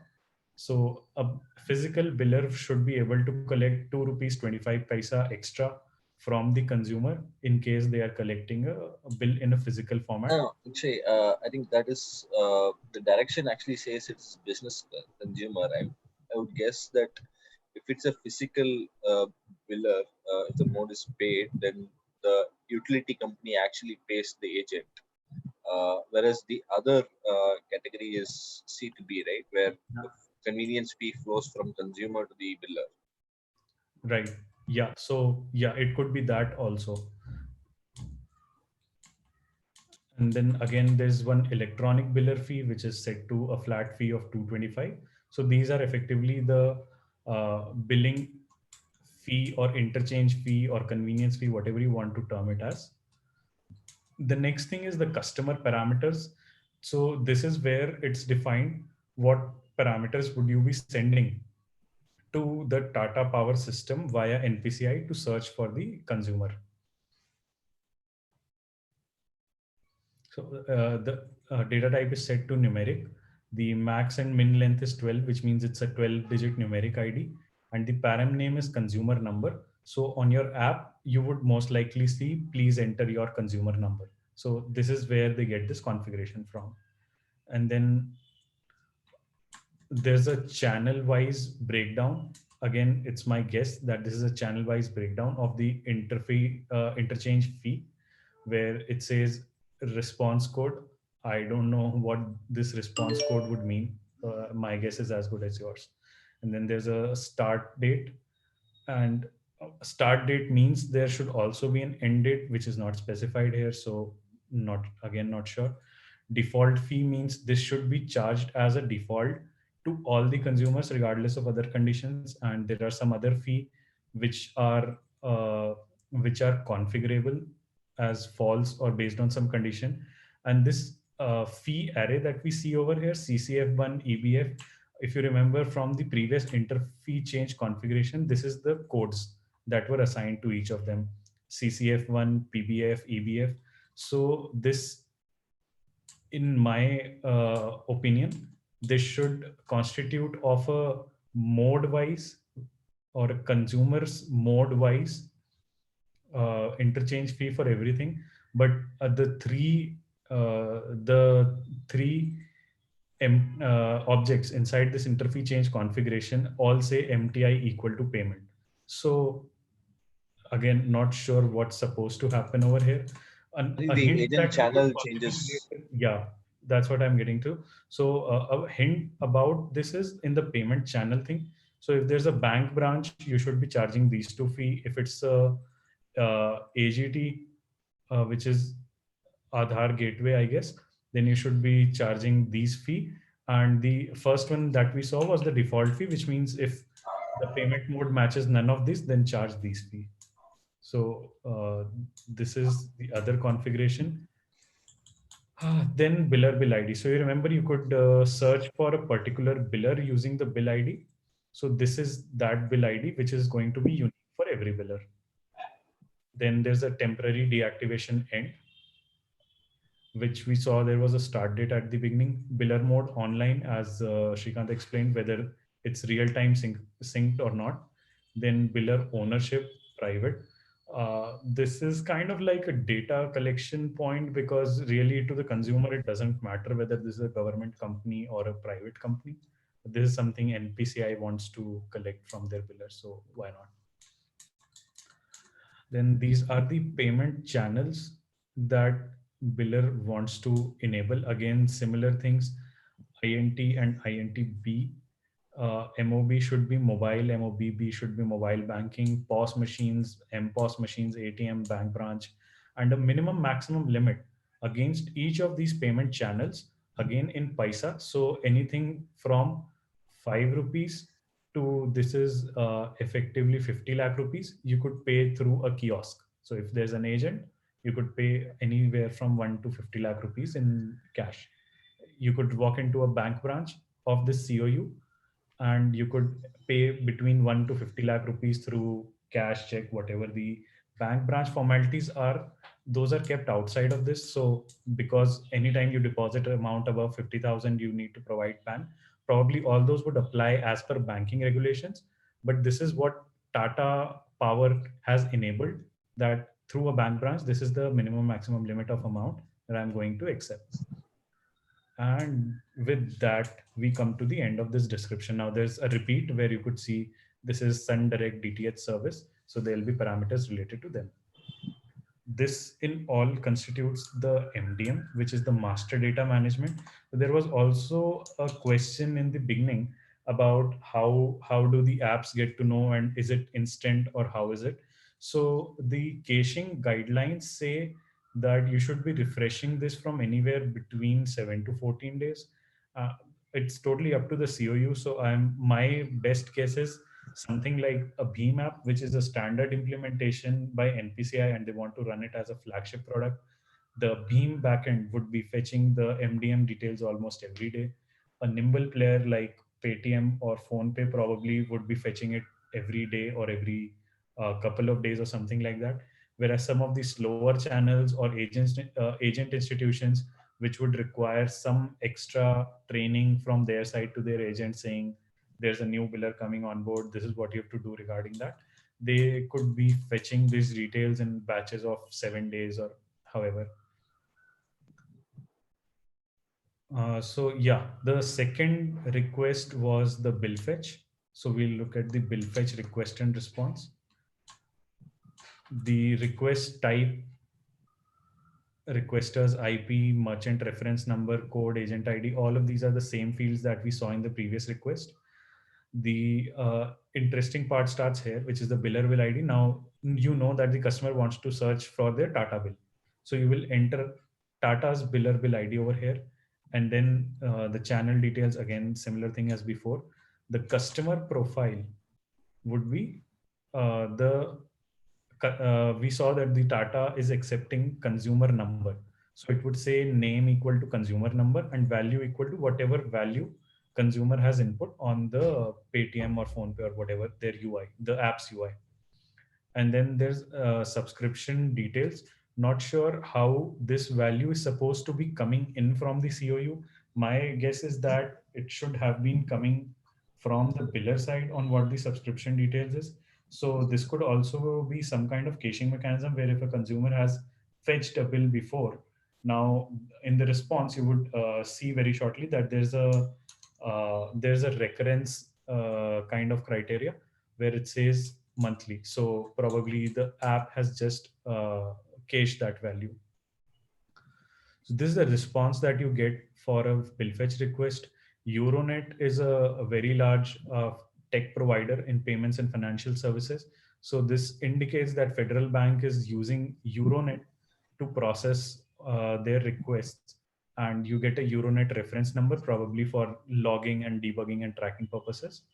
Bill payment token, which uh, which is a unique ID for the bill.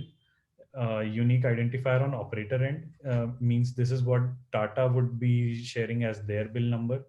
Response code 00. I've encountered 00 so many times in this that I'm starting to feel that this is the success response, and all the other responses, which in the failure cases would have something other than zero. The response message says transaction successful.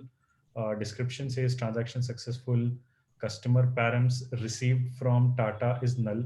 This is undocumented, and again, customer params is something that the COU should be sending and not receiving. So not sure what this is. Additional information is things that are displayed on your UI.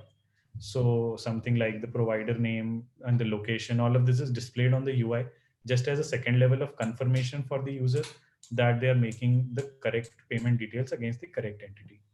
Here comes the actual thing that the user is concerned about, which is the bill details. So the response line items are identified here, which says early payment amount is 1 rupees and a late payment amount is 3 rupees. My guess is this is in paisa because a couple of places it shows it, like it very specifically documents it should be in paisa. So, but not for this specific response item. So let's just guess that this is in paisa. Then there's the customer name, the final bill amount, the due date. So using this due date parameter is how those apps alert you that there's 2 days left for your bill payment. So why don't you make your payment now so that we can do all the settlement and all those things on the back end. And bill number, bill date as in the generation date, and due date is the last date. Customer convenience fee is null. Convenience description is also null because there's no fee. And bill period is the month of September. So this is the response that you receive from the bill fetch request. Validation request and response are very, very similar. So it's like it's almost like fetching the same bill again. So again, not sure why this kind of complexity was introduced in the system, whereas it would always have been prudent to always make a fresh bill fetch request and not do things like validation, etc., so that the chances of error are low. So all the details are exactly the same: store code, username, password, agent ID, blah blah. And the response that you receive from this is also very similar to what it looks like in the bill fetch request, which is the bill payment token number. And now I see a payment reference number also.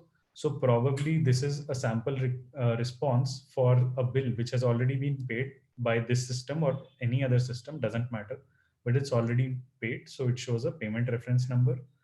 And I could not find a documentation or a sample response for how it would look like if the bill has not been paid. My best guess is they would be returning the same bill object again, which we saw in the previous request, in case the bill is not paid, and hence they provided a sample for what happens if the bill is paid. The last two parts, which are the payment API and the transaction check API, right? Same number of additional fields as before: user pass, store code, blah blah. Euronet number. So this Euronet number should be from the previous response, as in whether it's a validation or a bill fetch request. In that response, you are receiving a Euronet reference number, and to match the payment against that exact bill fetch, you should be passing the same Euronet reference number. Then this is the amount that the user has paid, and then this is the biller's ID, and then this is the bill payment token, again from the previous response, where you have received a token against this payment. Then there's split pay. I'm guessing this is some sort of marketplace or multiplayer scenarios where you would also split payments between multiple parties. But these parameters have not been documented, so not really sure how this is supposed to work. Is split amount is clear, but split pay should be another biller ID, which says effectively that pay this much amount to this bill ID and the balance to my biller's bill ID, or how is it going to work? And then other details like channel details, customer profile info, subscription details, all same as before. Next is the payment information, where you tell the mode of payment that is used by the customer and additional details related to that mode. So for example, if the payment mode is card, you could get something like network is Visa or MasterCard. And probably based on COU's level of complexity, they could also give you that the bank is this one. The next part is about additional information, where customer's name is shown again, most likely. And then there's the bill details. These bill details are the same one that are received in the bill fetch request. So customer name, amount, due date, convenience fee, all of these fields you have to send back. Login name is most likely customer's login name. So this is for those kind of scenarios where, let's say, your friend does not have Paytm app where Bescom or any other electricity company is listed. He only uses some other random app which does not have a Bescom listing. So while you are making the bill payment on behalf of your friend or somebody from your family, your name would also be registered over there as the login name, since you are logging into this application and making this payment, and the bill is paid on behalf of somebody else. Or in case of agents, this would log the agent system's login name on to track which agent was it actually who collected this payment. And then if there's convenience fee charged to the customer, what are the details of those? Offers pay sounds very much like the payment term onus and offers, but not sure what that would represent in a network system such as BBPS. So again, another undocumented field. The response to this is very simple, where Euronet returns a new reference number, and this is the merchant's reference number, which is the So merchant in this case, because you're operating as a COU, refers to the payment app or the agent institution. So this is their reference number. The payment reference number is the one that uh, you passed on to the system, as in when the transaction was completed, whatever the COU gets the payment identifier from the bank end. This is that payment reference number. Response code 0, message successful, response description successful, and additional information where you get a challan number, receipt number, acknowledgement number. There are so many names to call this by, but basically this is a confirmation that whatever payment that you just made to Tata Power Systems using your Paytm app actually got registered with Tata Power, and this is the receipt number in their system. So in case in future you face any kind of issues regarding your bill payment, or you get any calls, or if you want to raise some dispute, you could always quote back this number to them. Then there's the transaction status check API. So skipping all the repetitive fields, what you could do is pass it a payment reference number to check the payment against. You could pass it a consumer number, which goes back to very first of the things that somebody from the audience, I guess, they said that you keep hearing about public credit registry and other related stuff that is going to be built on BBPS. So it is, I read somewhere in the guideline where it's recommended that the COUs make a unique note of the consumers on their side and share that data with NPCI. So this is most likely going to be that consumer number, which means something like in case of an app, you would have a unique user ID. So you would have to share that. And then there's a transaction list from and to date, which you could use to search for the transactions, and other channel details, again same thing, IP, etc. Then merchant ref number. So whatever you received in the payment response as the merchant's ref number, you could pass that back, or you could pass a Euronet reference number. So my guess is this Euronet ref number, merchant ref number, to, from, date, consumer number, payment ref number, all of these fields are individual filters that you can use to search from a vast sea of data that the BBPS is collecting from all the billers and consumer side of OUs. And this is what will help you narrow down to the transaction that the customer is looking for. And this is the kind of response that you get for a transaction status request, response code, message, whatever, charges, customer mobile number. Not sure how they arrived at this mobile number, since in none of the previous requests we have seen this to be passed on as a mandatory field. But this is something that you receive from the transaction status API. So there's some sort of data sharing happening somewhere which the customer does not know about, obviously. And the list of transactions based on whatever the filter parameters were passed. So payment ref number, merchant ref number, Euronet number, amount, transaction date, status, agent ID, and biller ID. So all of these details will help you create that nice little passbook kind of listing that you see on your apps. Or if a customer is at an agent institution, they could check their past transaction history to see how many bills have been paid and what is pending, etc. So that's basically the run through of all these 5 APIs. I would encourage people to take a look at this repo, which is available on Cashless Consumers GitLab profile, called Federal Bank BBPS APIs.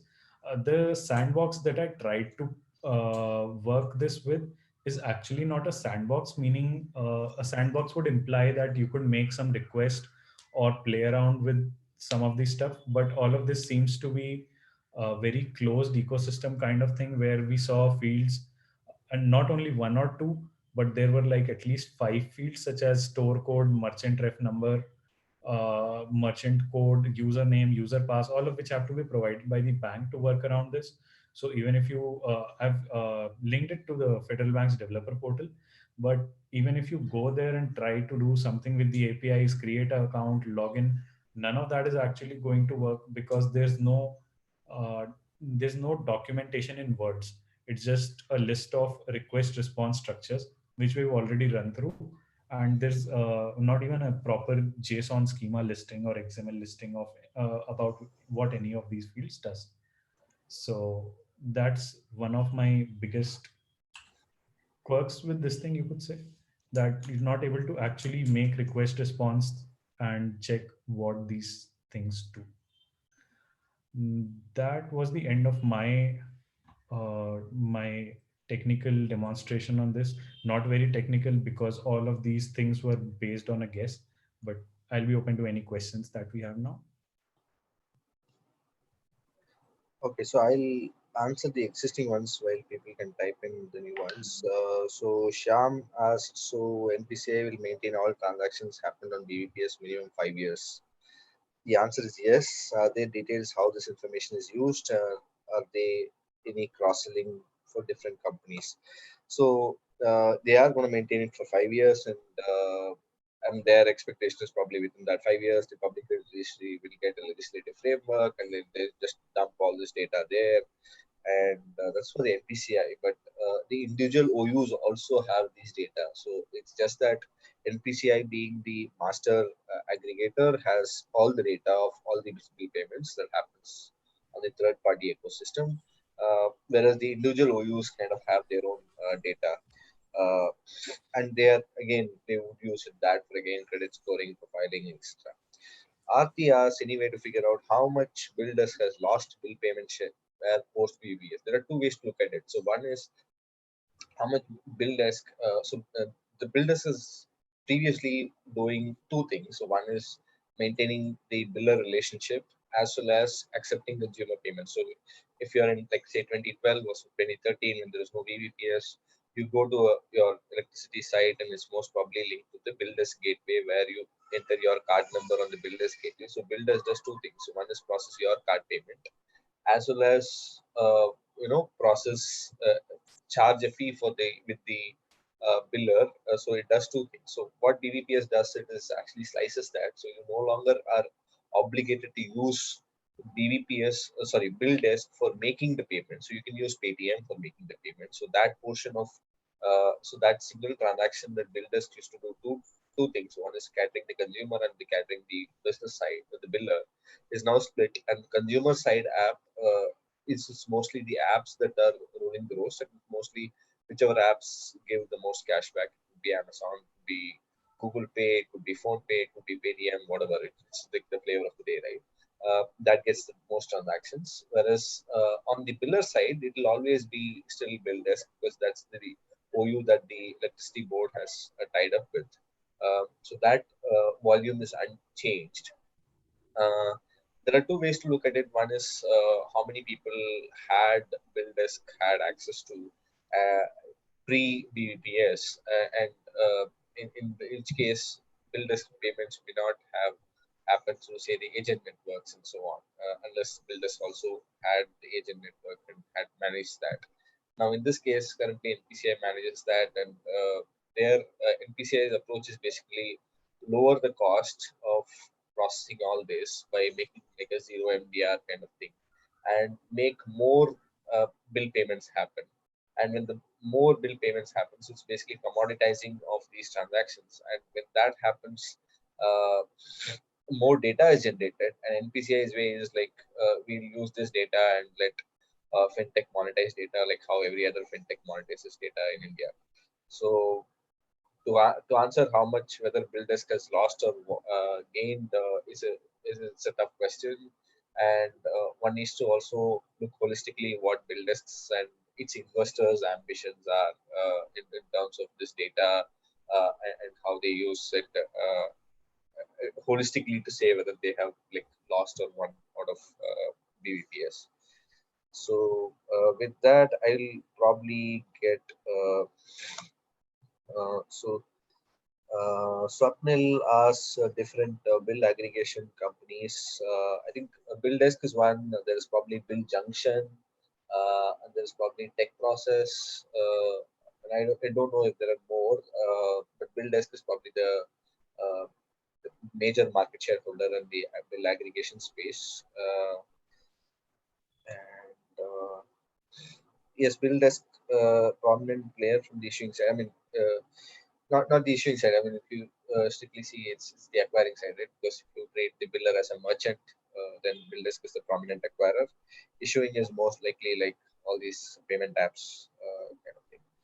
So I'll quickly go through. We are kind of running late, but thanks for staying along with us. We'll probably finish another 10 more minutes. There are a couple of things in the chat. Uh,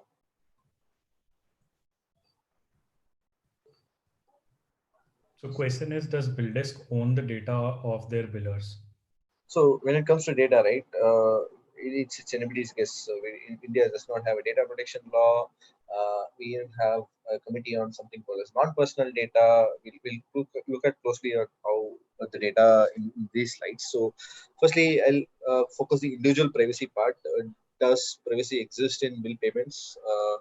Is it something like BVPS kind of percent? Uh, the answer is it's depends on the implementation. So to give an example, there are billers who kind of let you do a free search without even captchas, uh, and fetch information on, say, a random customer ID which can sequentially be generated, and so you could potentially write a script and download the entire state's electricity bill data. Whereas there are again billers also who have like a closed wall setup where like you have to create a profile, you have to link your account, and only then your own bill data alone will be displayed, and so on.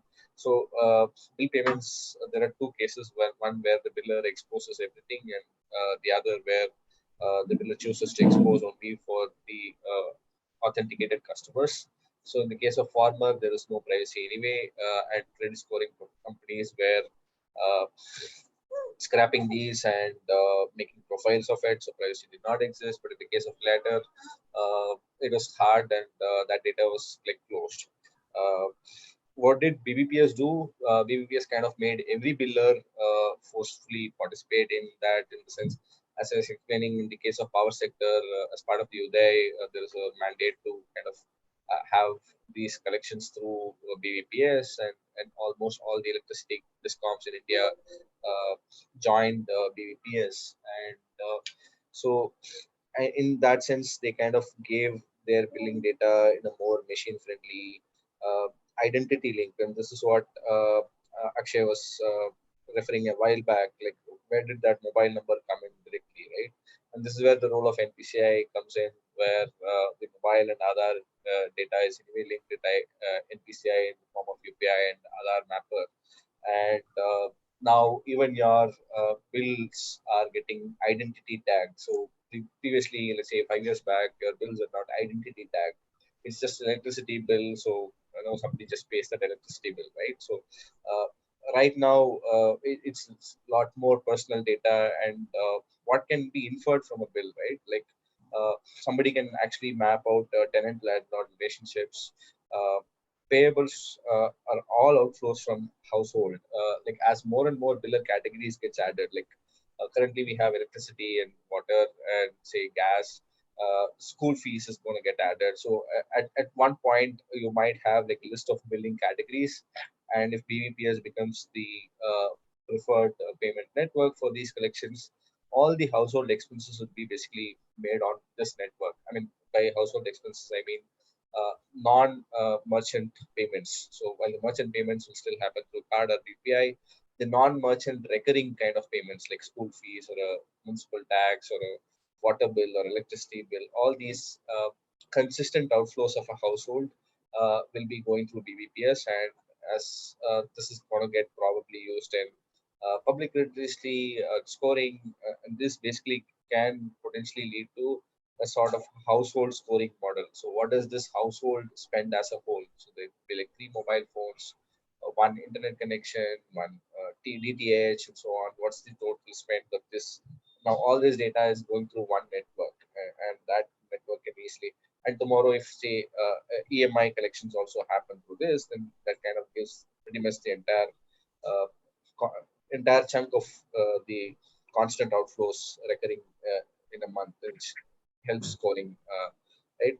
It could even give you bizarre data like consumption patterns or your holidays or your foreign travel. Somebody goes to US and locks their home for 6 months, their electricity bill is static, right? So, and now that this is identity linked, it's easier to kind of figure that out. And most importantly, they one thing that most profiling companies used to track is basically the ability to pay, payment behaviors. Are they paying late? Are they paying in full? And so on. And And this kind of metadata rich transaction footprint can kind of lead to more targeted profiling. And it's not just about the privacy of individuals, it's also privacy of businesses and their agent networks. Like how much agents are these entities employing? What are their receivables data? And this is particularly interesting in the case of the electricity companies. We'll come to that in a bit. What's their collection performance, right? And there's one more thing that we didn't cover in the business standards going through the doc. There's also money laundering compliance that is part of the BVPS. So you can't pay more than 50,000 rupees in one or a set of transactions. And for that reason, the BVPS guidelines say that every OU must maintain unique number for each channel mode for each customer. So they would probably know down to your mobile app whether you've paid from your mobile app, whether your wife's mobile app, and that level, and what all details when you've paid. And each thing just to have a unique ID. And the justification for that they give is probably like we want to prevent money laundering, right? And BUPS kind of gives you all this data in a very machine friendly manner. And as you've seen, like the responses are machine friendly, and the kind of data that BUPS handles and it's available to the larger players in a machine friendly format could mean that AI algorithms could make a lot more sense, right? And we'll come to the electricity sector or broadly the collection problem in India. Uh, even though we had electricity generation issues sorted out, the last mile was still not collected. There were still villages without electricity, and this was sometime back in like 3-4 years back.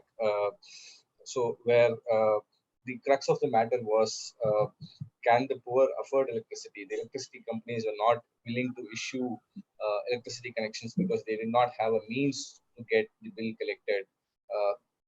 So that kind of tells one story on the electricity sector. And the other part of that is also most of the discoms in India are state owned, and the financial status is all in red, as in they have like, huge loans. And there's a constant push to kind of get into the electricity subsidy regime where the consumer pays the market price of electricity and then gets whatever subsidy from the state instead of having a subsidized tariff slab.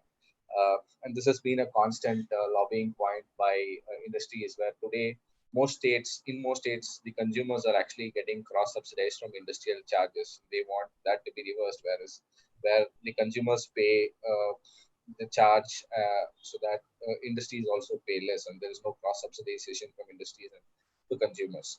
Uh, so this could be the whole BVPS can be seen in that sense as a huge data collection exercise for power sector direct benefits transfers, and also valuation of discoms when it comes to their receivables data. Now that all their bills are available in a single system, like one can actually value like how much is actually these entities are receiving in real time, and that is verified through this payment system, right? And I mean, a larger part of that, this is the importance of this data comes in the context of the recently announced privatization of discoms, stopping of free power to farmers, and as part of the Atma Nirbhar Bharat. There is also another push that is being made to kind of have water in the municipal cities charged as utilities, and let the city administration collect water charges based on consumption rather than say a standard fee or a property tax kind of system currently in place.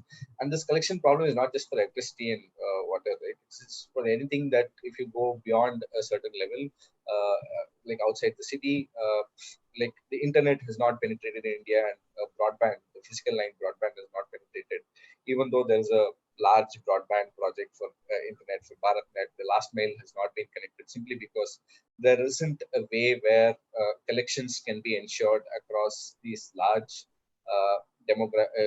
geographic area for provision of services where there is a very minimal human interaction, because you want to give a connection and assume that people will pay, while that actually is possible in a city where people kind of pay all their bills. In rural, how do you kind of enforce that payment behavior? And where you don't even have the infrastructure to make the payment, and BBPS kind of puts in the payment infrastructure part of that, either through agent networks or through a self-service apps like Beam or whatever. It kind of improves the infrastructure for companies to collect for whatever services they provision, right? And it also provides us a channel for payday loans or digital lending companies to kind of do low ticket size collections. Like how do you collect 50 rupees a day for like next 14 days? And this, well, this connection is not possible like in other modes. It can still be possible through the low cost mode if the charges are like kept lower, and BBPS kind of tries to do that, or provides an infrastructure where like somebody can pay like 500 a week through this agent, and the agent will still charge only 10 rupees, so it's still cheaper for overall cost of credit and collections back to the digital lending industry. Now, who owns all this data, especially the aggregate non-personal data, like how much did each state discom get receive and so on?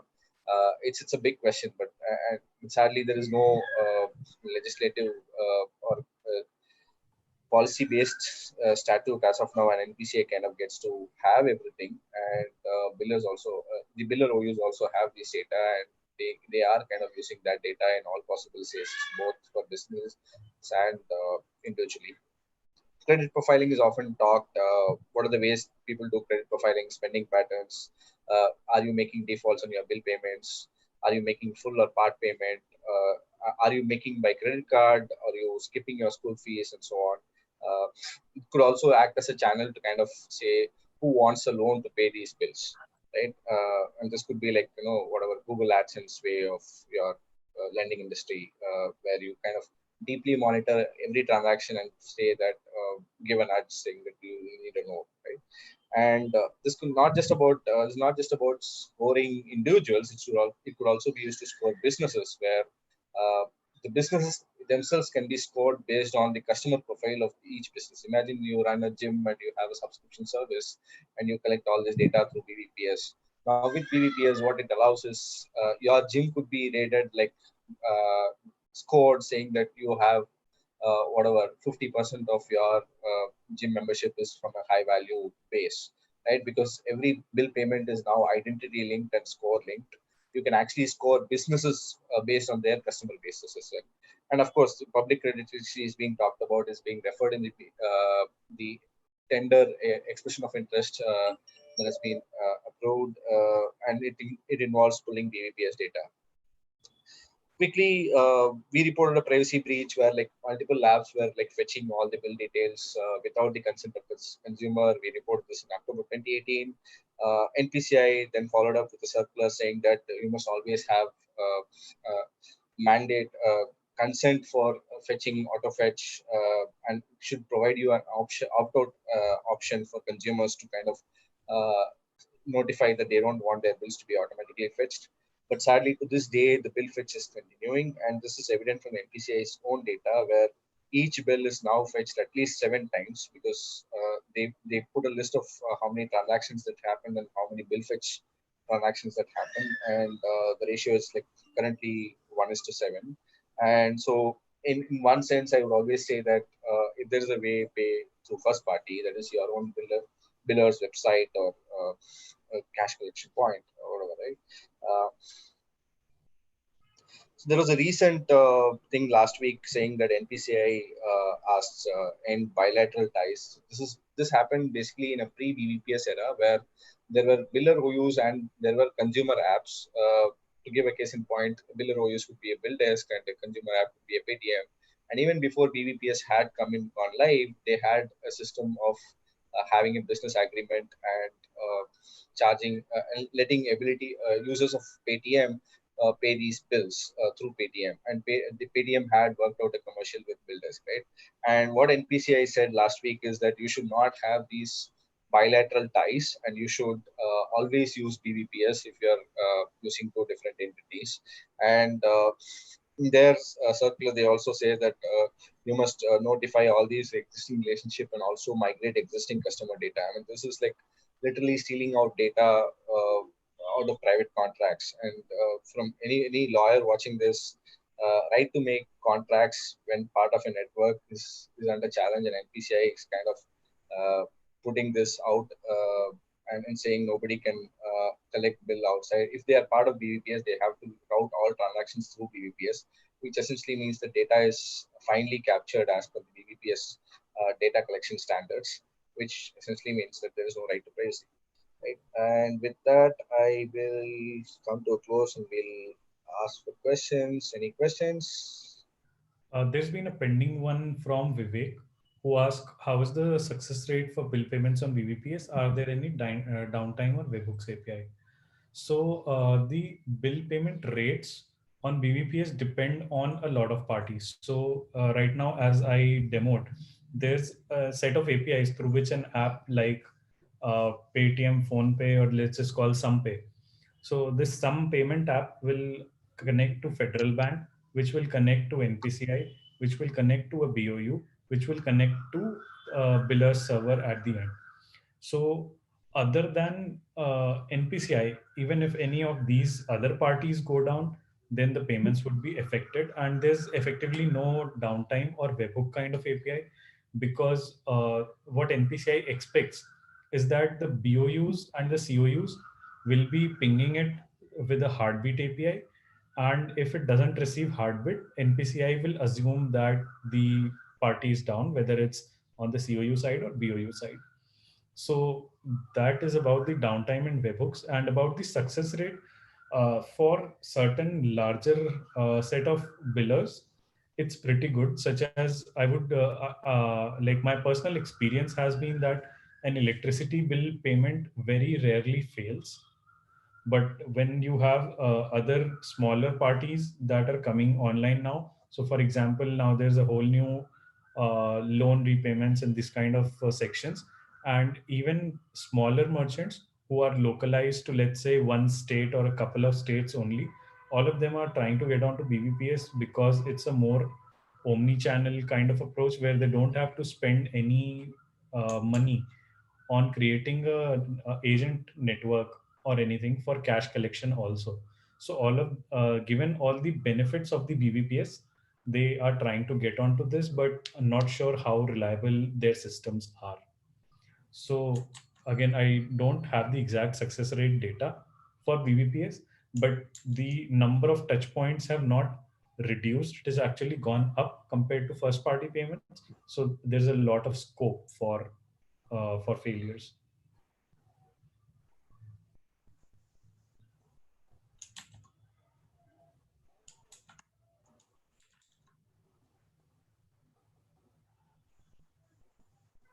Are there any questions on YouTube? Nothing. So any other questions?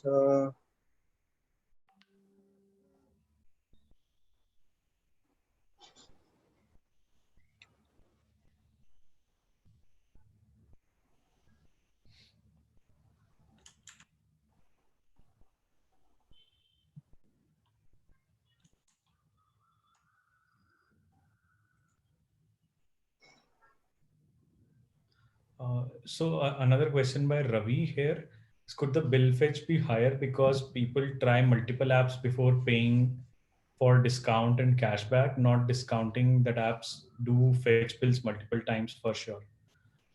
Uh, Generally, I would not say that it's higher because of multiple paying, because discounts and stuff you see on the app interface much before you actually enter your identifier. So it's category wise. Like, let's say electricity bill, get 50 rupees on payment of 500 or above. So you don't need to actually put in your bill amount. You have a general idea on whether I'm consuming 500 or more worth of electricity every month or not. So there's a general ballpark guess. So it's not because of discounting purposes.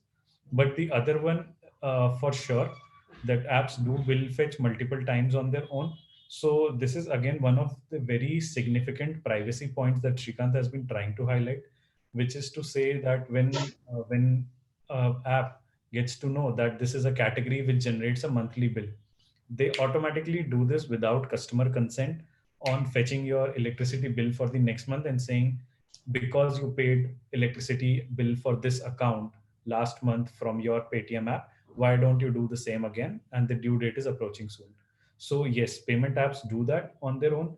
That could be one of the reasons, and that's a very good area to also highlight the kind of privacy issues that brings in, wherein the customer never said that show me my bill every month and I want to pay it through Paytm, but they anyway fetch this data and there's no check on this.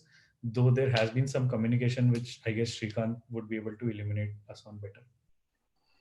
Yeah, so the NPCI circular here actually that was issued on 2018 said two things. One is you should always mandate consent, and you should also provide an opt-out feature because when it was first noted, Srinivas, I'll give you the example where Srinivas had actually uninstalled the app and he no longer had that app on his phone.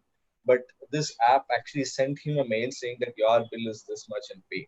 And this was after uninstalling the app. So it's essentially that these apps, even after you uninstalling them, they still have your details and they do fetch these bills, right? So, and there is no opt-out provision. Whereas NPCI circular said you must provide opt-out provision, and this till today there has been no app that actually complies with this requirement. And I wrote a follow-up letter in 2020 as well, and for which there is probably no response yet. And I'll probably think what next course of action that I need to take.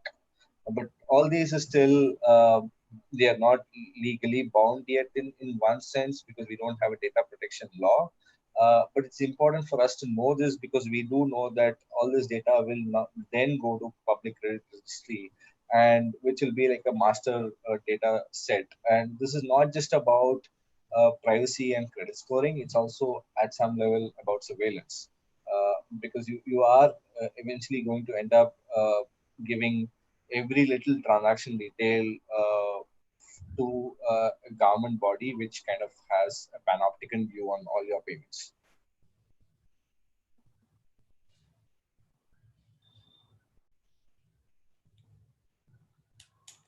Okay, there's one hand up. Aarti has a question. Aarti, you can unmute and talk.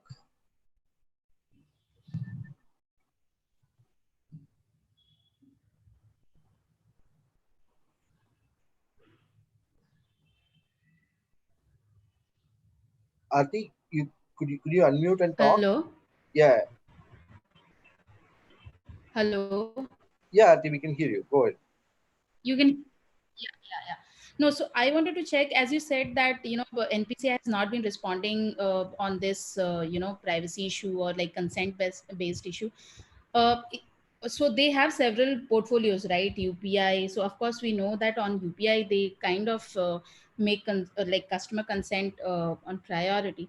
So is there any other, product portfolio where they do the same thing? I mean, they allow payment providers to, fetch any sort of information, apart from BBPS. I mean, Um, it's a good question. Any other payment system where there's a bill fetch? The closest example that I could think of is actually on UPI, and this happened a while back. There was a circular noting that there should be more caution on the kind of access the SDKs give. To give an example, way back in 2017, when the UPI SDKs were released, and there were apps that were integrating the SDKs onto their app, they did give the apps the provision to kind of do uh, a balance check, or in some cases even uh, a name check. So you can actually verify which name is categorized with which VPA, right? And this name to VPA conversion is still unmetered. And while one can still argue that this resolution is also a privacy breach, because what happens tomorrow when WhatsApp Pay comes, right? Like WhatsApp today does not actually have your legal name. Like you can still go and get any SIM card of anybody. It could be your grandmother's, grandfather's, and you could use WhatsApp on it. And WhatsApp has no way in knowing what your name is on that phone number. But once you link that with your bank account and say activate WhatsApp Pay, then WhatsApp suddenly has the ability to kind of get your real name. And there is a Facebook policy on real names that people with real names only have to have an account, and that could easily now be extended to WhatsApp when WhatsApp UPI does happen. So this is another example where again, and I can say till today, I think there is no restriction on UPI PSPs resolving any VPA back to any payment address. I mean, that when by payment address you get the entire account number as well as uh, the payment the account holder name as a response. And I don't think NPCI even publishes that data as to how many resolutions of a VPA has happened. Whereas that does not require a customer consent. I mean, you as a UPI user would never know if I take my phone and type your VPA and say pay. UPI apps will show your name, right? Now, I did not ask your permission to get resolve your name, and the PSP, in addition to displaying the name, will also get actually the account number as well. Wow. Okay. Hmm. And the next level of similar thing happens with things like Google Pay, where most of or Phone Pay, where most of the people are registered via their phone number. So just by the virtue of having your phone number with me, I could look up certain details regarding your name, account, and all those stuff.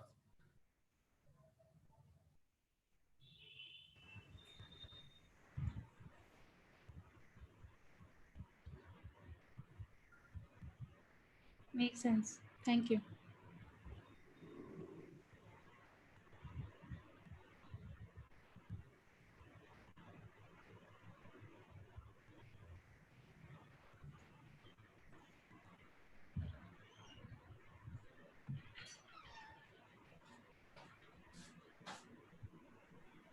Yeah, anyone else who has any other questions, comments, want to share something about this session, or what was covered, or what you liked, or what you didn't like, what you expected, what's not covered? Anyone who wants to kind of share before we close?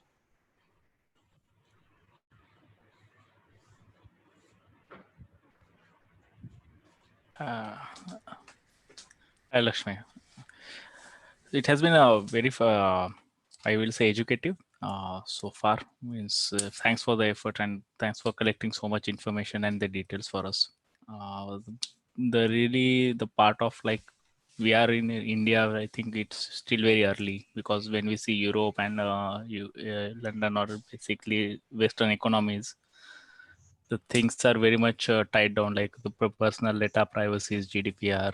So I think in India it is like we need to push for those sort of things, even with the this basically the consumer data and like the customers payment data and these things mostly having taken so lightly. It doesn't like it is like still we couldn't find so many of the details of this APIs. I think there are not clear like exact fields and all those things. I think might be we don't know yet. Will India it will take might be some time to get some of these details, but not sure whether there are any NGOs or any other open banking systems which are basically pushing India towards that. If there are some like how we can contribute or how we can be part of that.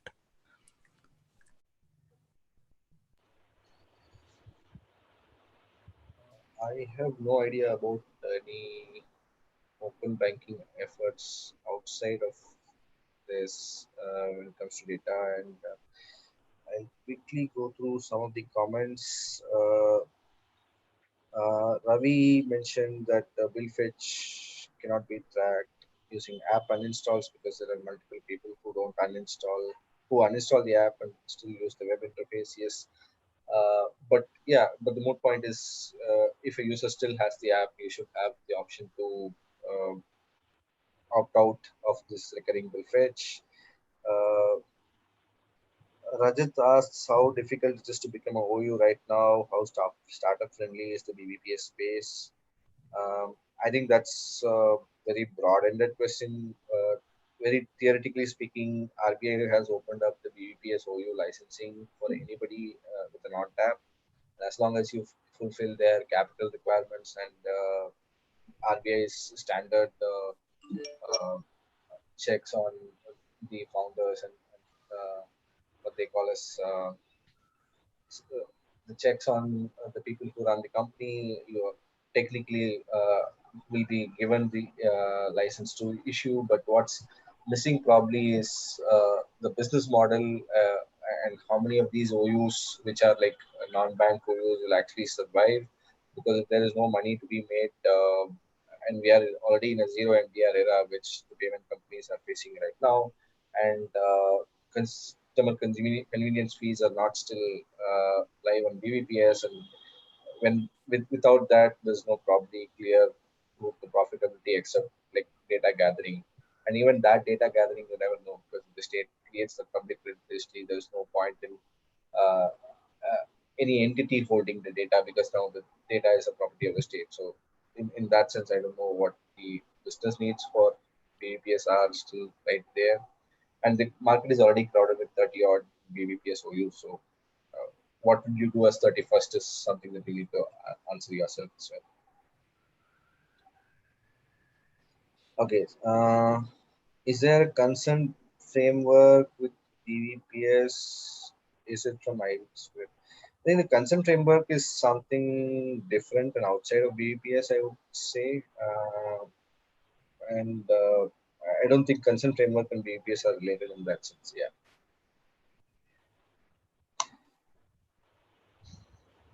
Okay, any other questions? I don't see any other questions. I think it's been good 2.5 hours. Thank you for staying with us. Thanks, Akshay, for the demo.